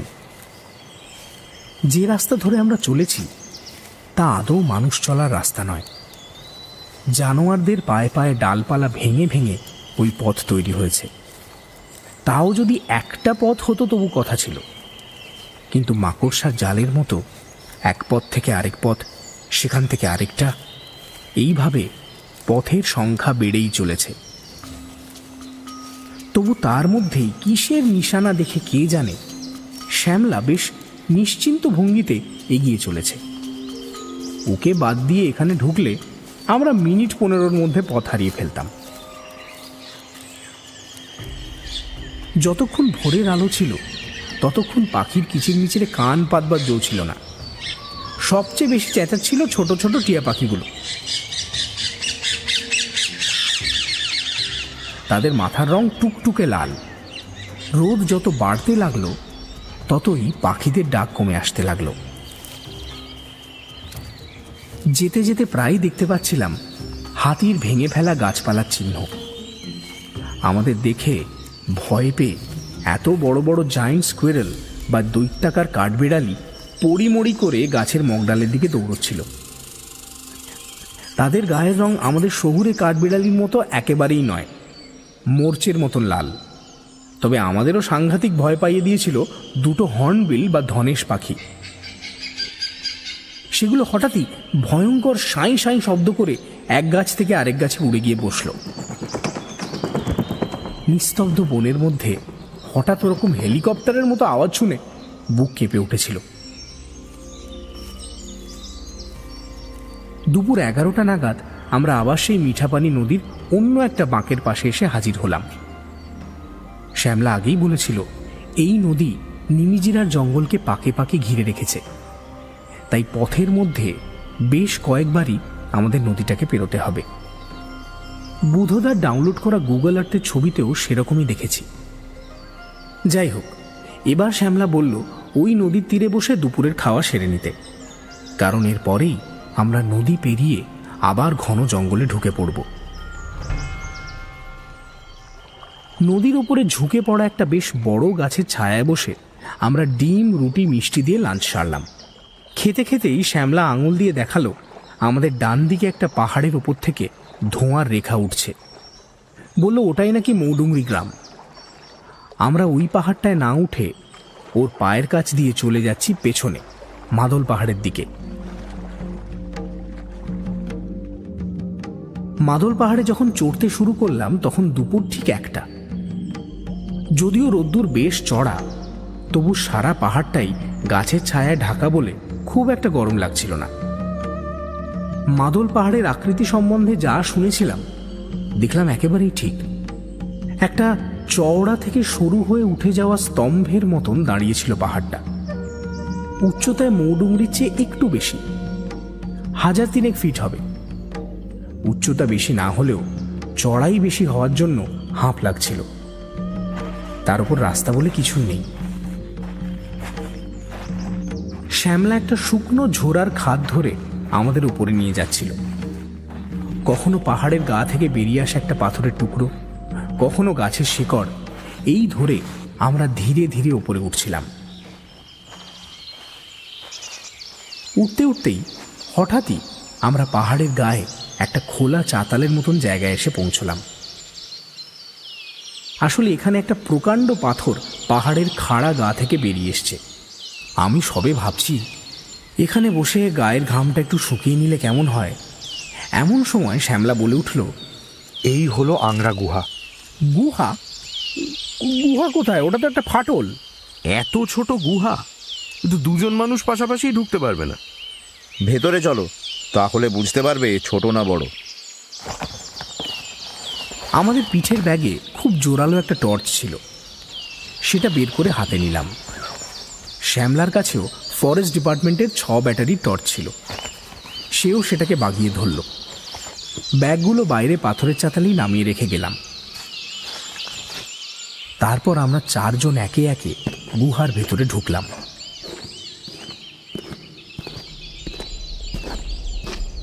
ফাটলটা পেরিয়ে ভেতরে ঢুকে চারিদিকে আলো ফেলে অবাক হয়ে গেলাম।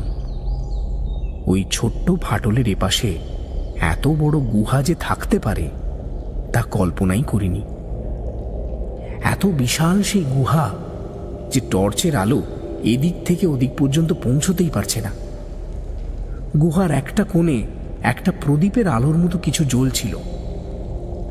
আমাদের সাড়া পেয়ে সেখান থেকে একটা ছায়া নড়ে চড়ে উঠে দাঁড়ালো, তারপর এগিয়ে আসতে লাগলো আমাদের দিকে।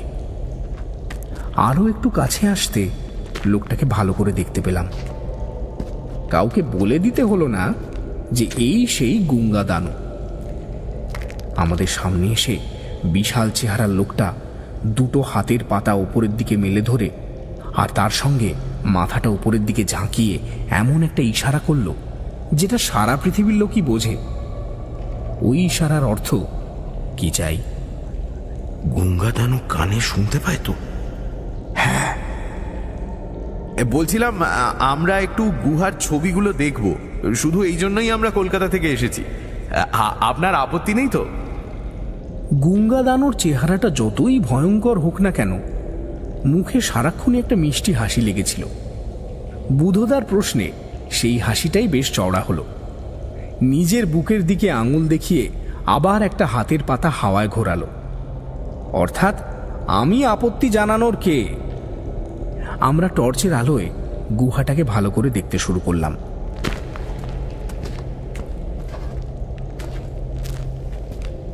ওই গুহার নাম আংরা গুহা হওয়ার কারণটা পরিষ্কার বোঝা যায়। গুহার মধ্যে সবচেয়ে সুরক্ষিত কোণগুলোতে স্তূপ হয়ে জমেছিল অঙ্গার, মানে পোড়া কাঠকয়লা।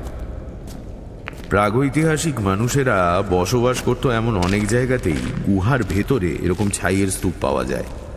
এর মানে বছরের পর বছর, যুগের পর যুগ ধরে বনচারী আদিম মানুষেরা একা কিংবা দল বেঁধে ওইসব গুহায় আশ্রয় নিয়েছে। গুহার এক কোণায় আগুন জ্বালিয়ে শিকারের মাংস পুড়িয়ে খেয়েছে। তারা চলে যাওয়ার পর ছাই সেখানেই পড়ে থেকেছে। তাছাড়া ধর বাইরে প্রবল বৃষ্টি কিংবা বরফ পড়ছে, দিনের পর দিন একজন আদিম মানুষ গুহার বাইরে বেরোতে পারছে না। তো সে একঘেয়েমি কাটানোর জন্য কি করবে? তখন তো রেডিও বা টিভি ছিল না। ছবি আঁকবে। গুড। বুধদা অন্ধকারের মধ্যে হাত বাড়িয়ে আমার পিঠ চাপড়াতে গিয়ে রঘুদার পিঠ চাপড়ে দিল। ইতিমধ্যে আমরা টর্চের আলোয় চারপাশটা দেখতে শুরু করেছি।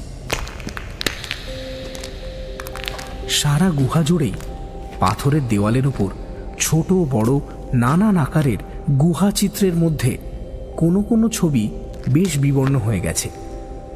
চাকলা খসে পড়েছে তাদের গা থেকে। বুধদা সেই সব চিহ্ন দেখতে দেখতে আমাদের বুঝিয়ে দিচ্ছিল কোন ছবিটা কত পুরনো হতে পারে। ওর ধারণা স্পেনের আলতামিরা কিংবা আমাদের মধ্যপ্রদেশের ভীমবেটকা গুহার ছবির মতন আংরা গুহার ছবিগুলো অত প্রাচীন নয়। সবচেয়ে পুরনোগুলোর বয়স হবে 5000 বছরের মধ্যে। কিন্তু যে ছবিগুলো সবচেয়ে নতুন সেগুলোর বয়স 500 বছরের বেশি হবে না। বোধিসত্ত্ব 500 বছর আগে তো মানুষ দিব্যি ঘর বাড়ি বানাতে শিখে গেছে, তাহলে তখন ওরা এই গুহায় থাকতো কেন? ঠিকই বলেছ। সেই জন্যই আমার ধারণা এই গুহায় পার্মানেন্টলি কেউ থাকতো না। এটা বোধহয় এখানকার আদিবাসীরা শিকার করতে যাওয়ার সময় ক্যাম্প হিসেবে ব্যবহার করত।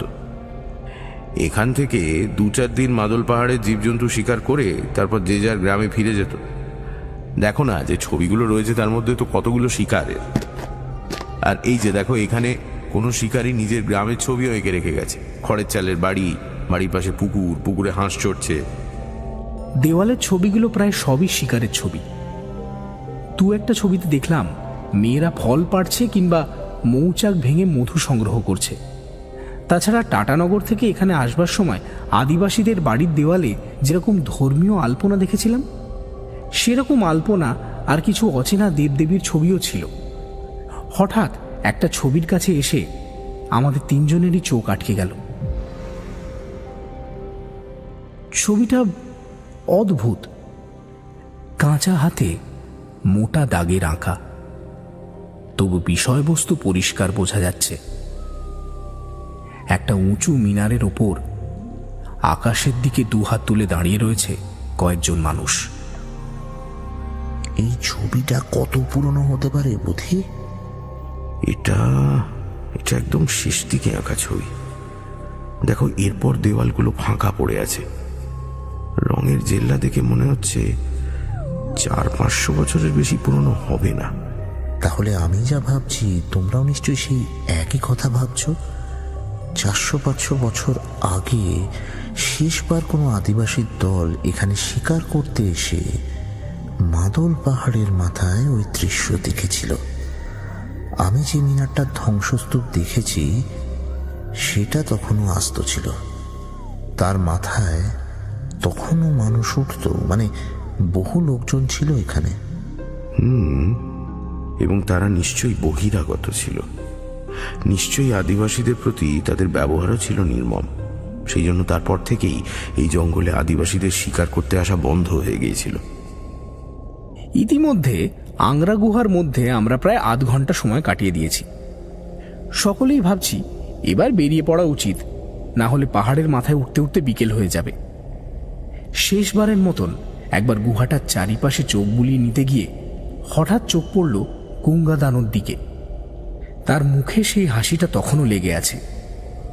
চোখ দুটো একই রকম স্বপ্নীল, আধ বোঝা, কিন্তু তবু তার শরীরের ভঙ্গিতে আশঙ্কার ছাপটা আমাদের কারোরই চোখ এড়াল না। অত বড় শরীরটা নিয়ে সে যেন কিরকম গুটিসুটি মেরে গুহার এক কোনায় দেওয়ালে পিঠ দিয়ে দাঁড়িয়ে রয়েছে। পরিষ্কার বোঝা যাচ্ছে যে সে তার শরীর দিয়ে কিছু একটা আড়াল করতে চাইছে। আমাদের কৌতূহল দপ করে জ্বলে উঠল। কি কি আড়াল করতে চাইছে এই জেন্টল জায়ান্ট? আমরা তিনজনে দৌড়ে গেলাম ওই দিকে। না, তিনজনে নয়, চারজনে। শ্যামলাও আমাদের সঙ্গে যোগ দিয়েছে। আমাদের এগিয়ে আসতে দেখে গুঙ্গাদানও আরো জোর করে দেওয়ালে পিঠ চেপে দাঁড়ালো। এমন মুখের ভাব আমি এর আগে কখনো কোনো মানুষের মধ্যে দেখিনি। মুখে হাসি, কিন্তু চোখে আশঙ্কা। সরে দাঁড়াও গুঙ্গা, আমরা কোনো ছবির একটুও ক্ষতি করব না। শুধু আমাদের একবার দেখতে দাও তুমি কি আড়াল করে রেখেছো। গুঙ্গা জোরে জোরে দুপাশে ঘাড় নাড়ল। আর কোনো উপায় না দেখে আমরা চারজনে ওর হাত ধরে টেনে দেওয়ালের সামনে থেকে সরিয়ে আনলাম। গুঙ্গা লড়াই করার কোনো চেষ্টাই করল না। শুধু ওর চোখের দৃষ্টিতে গভীর হতাশা ফুটে উঠল। আমি আর শ্যামলা দুজনেই গুঙ্গার ছেড়ে দেওয়া দেওয়ালের অংশটার উপরে আমাদের টর্চের আলো নিশানা করলাম। আমাদের চোখের সামনে ফুটে উঠল এক আশ্চর্য ছবি। Flying saucer.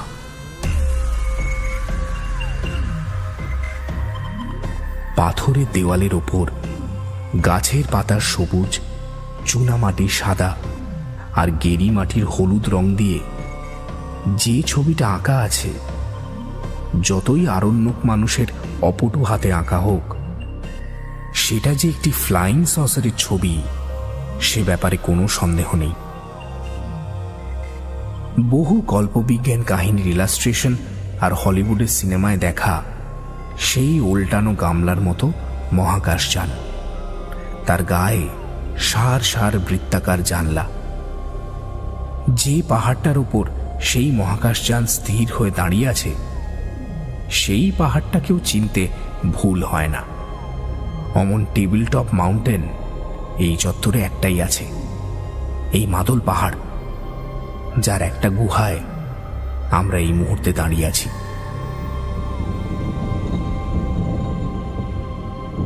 একটা ভয়ঙ্কর গুমগুম শব্দে আমাদের তন্ময়তা ভেঙে গেল। শব্দটা আসছে আংরা গুহার প্রবেশ পথের দিক থেকে। আমরা চারজনই বিদ্যুতের মতো ঘুরে দাঁড়ালাম এবং যা দেখলাম তাতে একই সঙ্গে ভয় আর বিস্ময়ে আমাদের বাক রোধ হয়ে গেল। গুঙ্গাদানও কখন যেন আমাদের অজান্তেই গুহা থেকে বেরিয়ে গিয়েছিল। এখন সে যা করছে তা হলো একটা একতলা বাড়ির সমান উঁচু পাথরের বোল্ডারকে ঠেলতে ঠেলতে নিয়ে আসছে আংরা গুহার দরজার সরু ফাটলটার দিকে।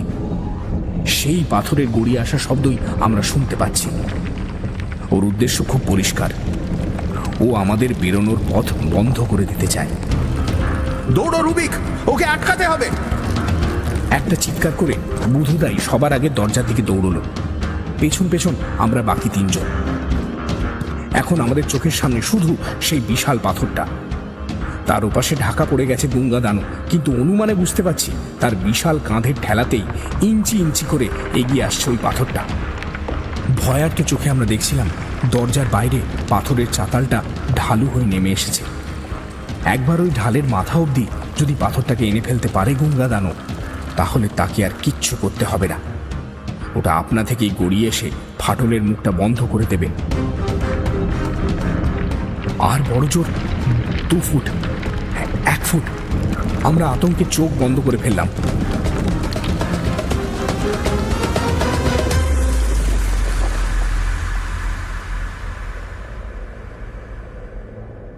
কিন্তু না, পাথর গড়িয়ে আসার গুম গুম আওয়াজটা হঠাৎই বন্ধ হয়ে গেল। চোখ খুলে দেখলাম ঢালের একটু আগে স্থির হয়ে দাঁড়িয়ে রয়েছে সেই মহাকায় পাথর। কি হয়েছে ভাবার সময় ছিল না। আমরা চারজনই ছিটকে বাইরে বেরিয়ে এলাম। এতক্ষণ গুহার অন্ধকারে কাটিয়ে বাইরে রোদে বেরোনোর ফলে আমাদের চোখে ধাঁধা লেগে গিয়েছিল। সেটা একটু সামলে নিয়ে পাথরটাকে বেড় দিয়ে উল্টো দিকে পৌঁছলাম। যা দেখলাম তা যে কেমন করে হলো কিছুই বুঝতে পারলাম না।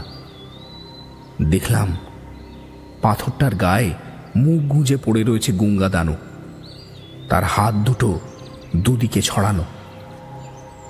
মনে হলো ভারী পাথরটাকে ওই 2 হাত দিয়ে ঠেলে নিয়ে আসার বিপুল পরিশ্রমে ওর হার্ট অ্যাটাক হয়েছে, নাকি অজ্ঞানী হয়ে গেছে। যাই হোক, আমাদের আর দাঁড়াবার সময় নেই। বোধিদা শ্যামলাকে বলল, শ্যামলা, তুই গঙ্গা দানোর চোখ মুখে জলের ঝাপটা দে, বুকে মালিশও করতে পারিস, যেভাবে পারিস ওকে সুস্থ করে তোল, আমরা এক্ষুনি ফিরে আসছি।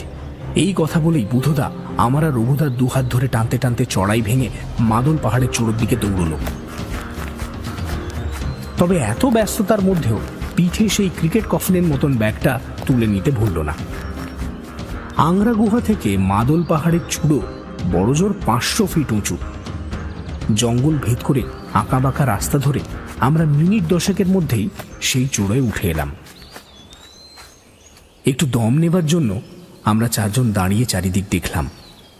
এতবার যে জায়গাগুলোর কথা শুনেছি সেগুলো এখন আমাদের চোখের সামনে। ওই তো আঁকাবাঁকা হ্রদটা গাছপালার ফাঁকে চিকমিক করছে। আমাদের ডান দিকে সেই হ্রদের তীরে চৌকো ঘরগুলো, আর বাঁদিকে ভাঙা মিনার, আর ঠিক আমাদের পায়ের কাছেই সেই শুকনো গহ্বর। তার তলদেশে ঝিলিক দিচ্ছে নানা আকৃতির বাঁকা চোরা রূপোর পাতের মতন কোনো জিনিস।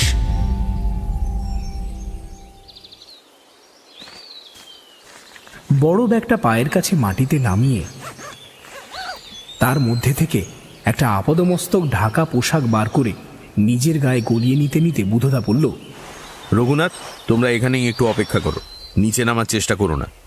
আমি বামন সন্ন্যাসীর অভিশাপের ব্যাপারটা একটু খুঁটিয়ে দেখে আসি। বুধদার পোশাক পরা হয়ে গিয়েছিল। এবার ওই ব্যাগ থেকেই বুধদা একটা যন্ত্র হাতে তুলে নিল, যেটাকে অনেকটা ভ্যাকিউম ক্লিনারের মতন দেখতে। একটা লম্বা হাতলের শেষে মিটার লাগানো। সেই মিটারটাকে মাটির দিকে নামিয়ে বুধদা শুকনো গহ্বরের ঢাল বেয়ে নামতে শুরু করলো। যন্ত্রটা আমার চেনা, পাঠ্য বইয়ের ছবিতে দেখেছি।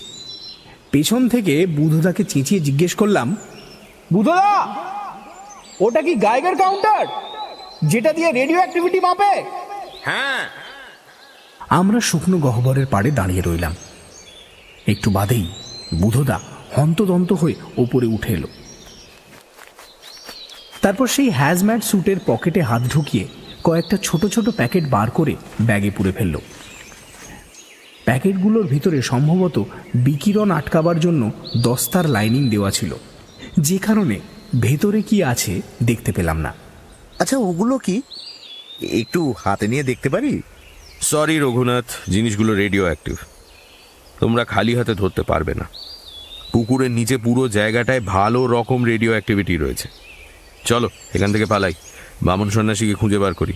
বুধদা চটপট গা থেকে পোশাকটা খুলে ফেলে ভাঁজ করে ব্যাগে পুরে নিল। গাইগার কাউন্টারটাও রেখে দিল যথাস্থানে। তারপর জোরে পা চালিয়ে হাঁটা লাগালো ডান দিকে চৌকো ঘরগুলোর দিকে, যেখানে রঘুদা ছোট ছোট পায়ের ছাপ দেখেছিলেন আর খুঁজে পেয়েছিলেন মাদল পাহাড়ের স্যাটেলাইট পিকচার। আমরা বুধদাকে ফলো করলাম, কিন্তু ঘরে কাউকে পেলাম না। যদিও সেই বামন সন্ন্যাসীর পায়ের ছাপে আজকেও ভরে রয়েছে মেঝের ধুলো। খালি পায়ে তিনি যেন অনেকক্ষণ অস্থিরভাবে হাঁটাচলা করেছেন, তারপর রওনা হয়েছেন হ্রদের দিকে। আমরা কিছু দূর অবধি রাস্তার ধুলোর ওপর সেই ছোট ছোট পায়ের ছাপগুলোকে অনুসরণ করে এগোলাম, কিন্তু তারপর রাস্তা ঢেকে গেল জঙ্গল, গাছপালা আর বড় বড় সরঘাসে। পায়ের ছাপ হারিয়ে গেল। আমরা এমন কোনো শব্দ শোনবার চেষ্টা করলাম যার থেকে বুঝে নিতে পারি বামন সন্ন্যাসীর অবস্থান, কিন্তু একটা ডাহুকের অবিশ্রান্ত টুকটুক ডাক ছাড়া আর কোথাও কোনো শব্দ নেই। আমরা তিনজন এলোমেলোভাবে সেই হ্রদের তীরে সরবন ভেঙে এগোতে লাগলাম বামন সন্ন্যাসীর খোঁজে। তারপর হঠাৎই এক সময় আমরা তাকে দেখতে পেলাম। সরগাছের সারি যেন সেই ফাঁকা জায়গাটাকে চারিদিক থেকে উঁচু বেড়ার মতো ঘিরে রেখেছে। সমতল জায়গাটা জুড়ে সারিবদ্ধভাবে সাজানো রয়েছে খান 15 ছোট ছোট ঢিবি। এরকম জমি দেখলে তার পরিচয় বুঝতে সময় লাগে না। এটা একটা সমাধিস্থল, আর তার মধ্যেই একটা বিশেষ সমাধির পাশে আমাদের দিকে পেছন ফিরে নতজানু হয়ে যিনি বসে আছেন, তিনি সন্ন্যাসী কিনা জানি না, তবে বামন তো বটেই। তিনি শিশু নন, কারণ পেছন থেকেই দেখতে পাচ্ছি তার ঘাড় অবধি লুটিয়ে পড়া সাদা চুলের ঢল, গায়ে একটা কালো আলখাল্লা, তার বাইরে বেরিয়ে আছে সেই ছোট্ট পায়ের পাতা দুটো। সেই দুটোতেও বয়সের ছাপ স্পষ্ট।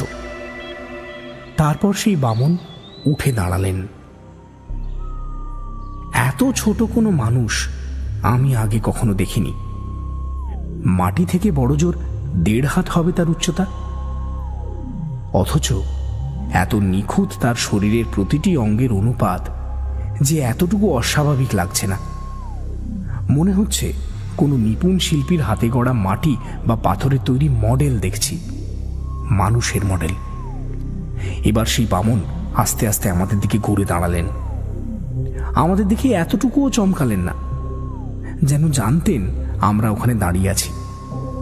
তিনি এগিয়ে এলেন আমাদের দিকে।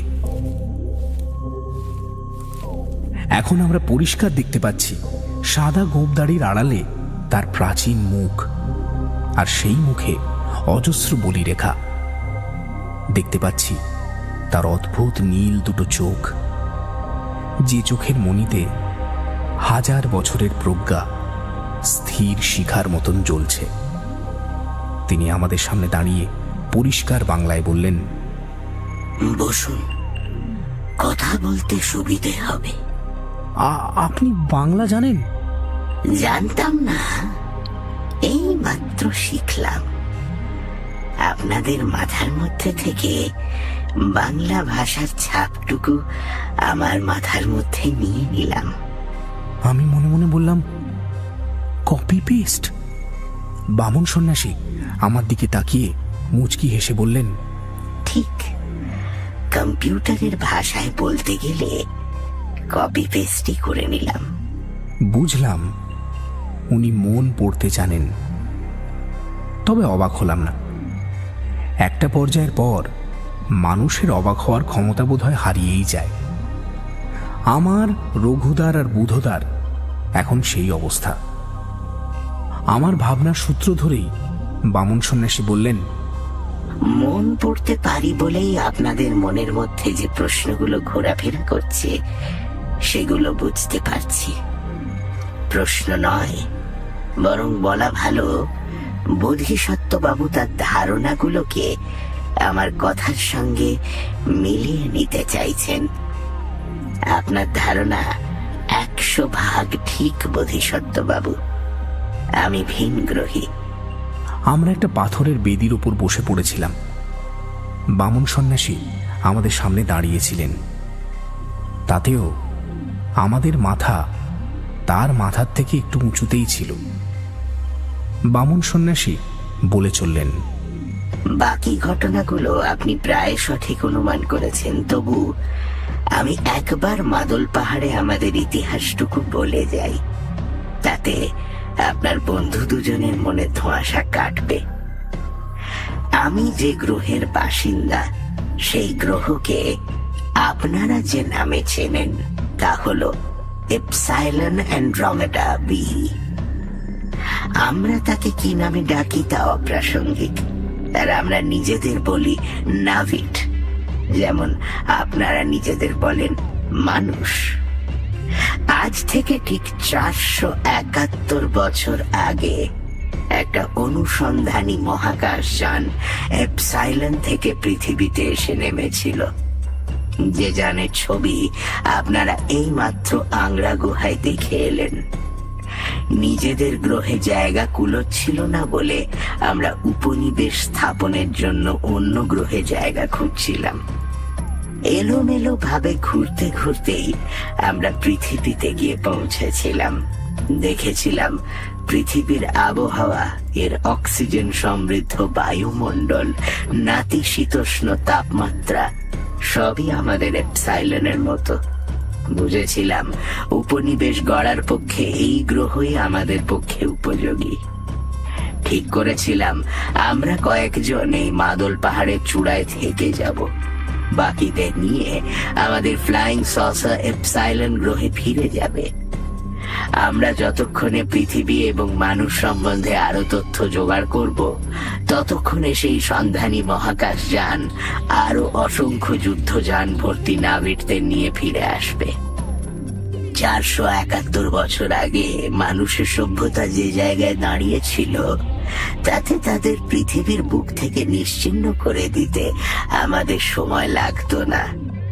কিন্তু আমাদের দুর্ভাগ্য এবং আপনাদের সৌভাগ্য যে আমাদের এই মাদল পাহাড়ের চূড়ায় নামিয়ে দিয়ে ফিরে যাওয়ার সময় ইঞ্জিন চালানো মাত্র তাতে বিস্ফোরণ হয়।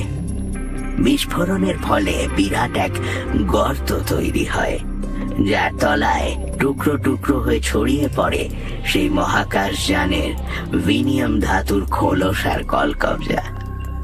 হ্যাঁ বোধিসত্ত্ব, আপনি ঠিকই আন্দাজ করেছেন। সেই বিস্ফোরণের ফলেই পুরো জায়গাটা প্রচন্ড রেডিও অ্যাক্টিভিটিতে ভরে যায়। এত বছর পরেও যার বিষাক্ত ছোবলে মৌডুংরির কেউ কেউ মারা যাচ্ছে। বেচারারা ওই ভিনিয়ামের তেজস্ক্রিয় খোলসকে রূপ বলে ভুল করে। কিন্তু আমাদের অবস্থাটা কি হলো একবার ভাবুন। নিজেদের আবাসভূমি থেকে কোটি কোটি কিলোমিটার দূরে আমরা 17 জন নাভিট বন্ধু স্বজনের থেকে সম্পূর্ণ বিচ্ছিন্ন হয়ে পড়ে রইলাম। ইচ্ছে থাকলেও এপসাইলন গ্রহের কেউ আমাদের সঙ্গে যোগাযোগ করতে পারবে না, কারণ আমাদের যোগাযোগের সমস্ত যন্ত্রই ওই মহাকাশযানের সঙ্গে চুরমার হয়ে গেছে। তার চেয়েও বড় কথা, আমাদের পৃথিবীতে আসার কোনো পূর্ব পরিকল্পনা ছিল না, তাই আমাদের গ্রহের কেউ জানবেও না যে আমরা এখানে রয়েছি। এত বড় মহাকাশে আমাদের খুঁজে পাওয়া মহাসমুদ্রের বুক থেকে একটা ভাসমান পাতাকে খুঁজে পাওয়ার থেকেও কঠিন, তাই না? তার উপর আমাদের চেহারা দেখতেই পাচ্ছেন আপনাদের থেকে অনেকটাই আলাদা। এই মাদল পাহাড়ের মাথা থেকে নেমে শিক্ষিত মানুষের মধ্যে গিয়ে দাঁড়াতেই পারবো না, সঙ্গে সঙ্গেই ভিনগ্রহী বলে চিহ্নিত হয়ে যাব। তাই আমরা এই ছোট্ট জায়গাটাতে সারা জীবনের মতো বন্দী হয়ে গেলাম। এরপরেই আপনারা ওই আকাশচুম্বী মিনারটা গড়ে তুলেছিলেন, তাই না? ওর উপরে নিশ্চয়ই এমন কোনো প্রতীক ছিল যা মহাশূন্য থেকে দেখলে আপনার স্বদেশবাসীরা বুঝতে পারবে। হ্যাঁ, ঠিক তাই। আশা তো ছাড়তে পারি না। ভেবেছিলাম যদি কোনোদিন আবার আমাদের গ্রহের কোনো মহাকাশযান পৃথিবীর আকাশে প্রবেশ করে, কিন্তু না, আজ পর্যন্ত সেরকম কিছু ঘটেনি। দেখতে পাচ্ছি আপনাদের তিনজনের মনেই কাল রাতে মাদল পাহাড়ের চূড়ায় যে আলোর ঝলকানি দেখেছিলেন সেই ছবি ভেসে উঠছে। হ্যাঁ, ভাঙা ফ্লাইং সসার থেকে যে কটা জিনিস উদ্ধার করতে পেরেছিলাম তার মধ্যে একটা অ্যান্টি ম্যাটার টর্চও ছিল। 471 বছরের পুরনো সেই টর্চ জ্বালিয়ে মাঝে মাঝে আকাশের দিকে সংকেত পাঠাতাম, সেই একই আশায় যদি আমার গ্রহের কোনো মহাকাশচারী দেখতে পায় সেই সংকেত। গতকাল রাতেই সেই টর্চের আয়ু ফুরিয়ে গিয়েছে। আপনার বাকি সঙ্গীরা কোথায়? মারা গেছে। কেউ 100, কেউ 200 বছর আগে বয়সের ভারেই মারা গেছে। ওই দেখছেন তাদের সমাধি। আমাদের আয়ু আপনাদের বছরের হিসেবে মোটামুটি 600 বছর। আমি ছিলাম সবচেয়ে ছোট, তাই আমি এখনো বেঁচে আছি। তবে আমারও সময় ফুরিয়ে এসেছে। আপনাদের কাছে একটা অনুরোধ, যে কটা দিন বেঁচে আছি আমাকে শান্তিতে থাকতে দিন। আমি জানি গত 471 বছরে মানুষের সভ্যতা অনেক এগিয়ে গেছে। এখন আমার কথা সভ্য মানুষ জানতে পারলে আমাকে নিয়ে অনেক কাটা ছেঁড়া চলবে, তা আমি সহ্য করতে পারবো না। এই দয়াটুকু আশা করি আপনারা করবেন। কথা দিচ্ছি আপনি কোথায় রয়েছেন তা কাউকে জানাবো না। কথা শেষ করে বামন সন্ন্যাসী আমাদের দিকে পেছন ফিরে ধীর পায়ে তার বন্ধুদের সমাধির দিকে এগিয়ে যাচ্ছিলেন। বুধদা তাকে পেছন থেকে ডেকে বলল, শেষ কয়েকটা প্রশ্ন ছিল। বলুন। আমরা একটা ফটোর সূত্র ধরে এখানে পৌঁছেছিলাম। জানি, ওটা পৃথিবীতে অবতরণের পূর্ব মুহূর্তে আমি মহাকাশযানের জানলা থেকে তুলেছিলাম। 471 বছর আগের মাদল পাহাড়ের ছবি। ছবিটা আমার স্পেস স্যুটের পকেটে ছিল বলে বেঁচে গিয়েছিল। স্মৃতি হিসেবে বাক্সে রেখে দিয়েছিলাম। আচ্ছা, দ্বিতীয় প্রশ্ন, ওই একই বাক্সে কিছু অভ্রর পাতের মতন জিনিস রয়েছে, ওগুলো কি? বলছি, তার আগে আপনার তৃতীয় প্রশ্নটা করুন। আপনারা মাত্র 17 জন ক্ষুদ্রাকার মানুষ, নাভিট বেঁচেছিলেন। আপনাদের সমস্ত হাতিয়ার ওই মহাকাশযানের সঙ্গে ধ্বংস হয়ে গিয়েছিল। তবু কেমন করে ওই বিশাল পাথরের মিনার আপনারা গড়ে তুলেছিলেন? বামন সন্ন্যাসীর মুখ হঠাৎ উজ্জ্বল হয়ে উঠল। আরেকজন ছিল আমার সঙ্গে। ছিল বলছি কেন, এখনো রয়েছে। আমার একমাত্র বন্ধু, একটি রোবট। তার শরীর আমাদের মতন ছোট নয়, তার মনটাকেও আমরা বিশাল করে তৈরি করেছিলাম। অসম্ভব মায়াবী সেই রোবট আজ অব্দি একটা মাছি কেউ মারেনি। এক সময় তার শরীরে 100 হাতির জোর ছিল। সেই বানিয়েছিল ওই মিনার, হ্যাঁ, প্রায় খালি হাতেই। আর যেগুলোকে অভ্রর পাত বলছেন, সেগুলো ওই রোবটটাকে চালানোর জন্য ভীষণ জরুরি একটা জিনিস। সে জিনিস আপনারা এখনো আবিষ্কার করতে পারেননি, তাই আসল নামটা বললে বুঝতে পারবেন না। ব্যাটারি ধরুন না। তবে দুঃখের কথা কি জানেন, ওই ব্যাটারিও ফুরিয়ে গেছে। সেই জন্যই বলছিলাম, এক সময়ে ওর গায়ে 100 হাতির জোর ছিল, আজ আর নেই। এখন খুব পরিশ্রমের কোনো কাজ করতে গেলে আমার ওই বন্ধু মাটিতে মুখ থুবড়ে পড়ে যাবে।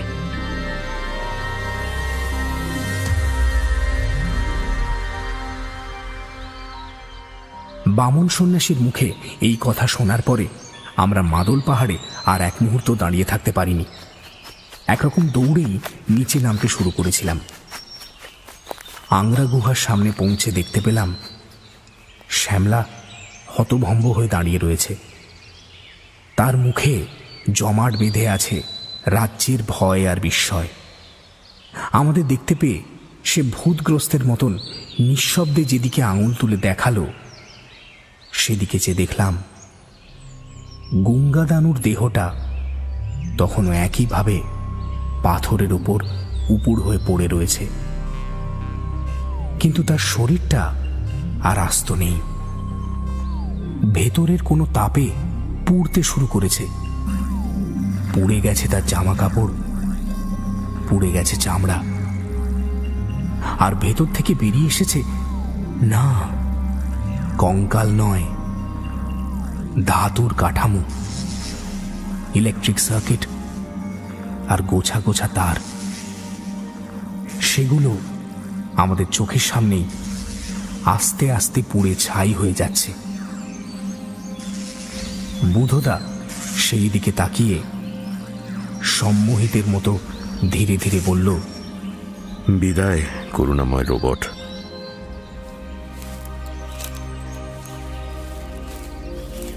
তারপর আমরা হাঁটতে শুরু করলাম মিঠা পানি ফরেস্ট বাংলোর দিকে। যেখানে আমাদের টাটানগরে ফিরিয়ে নিয়ে যাওয়ার জন্য অপেক্ষা করে রয়েছে রঘুদার জীব।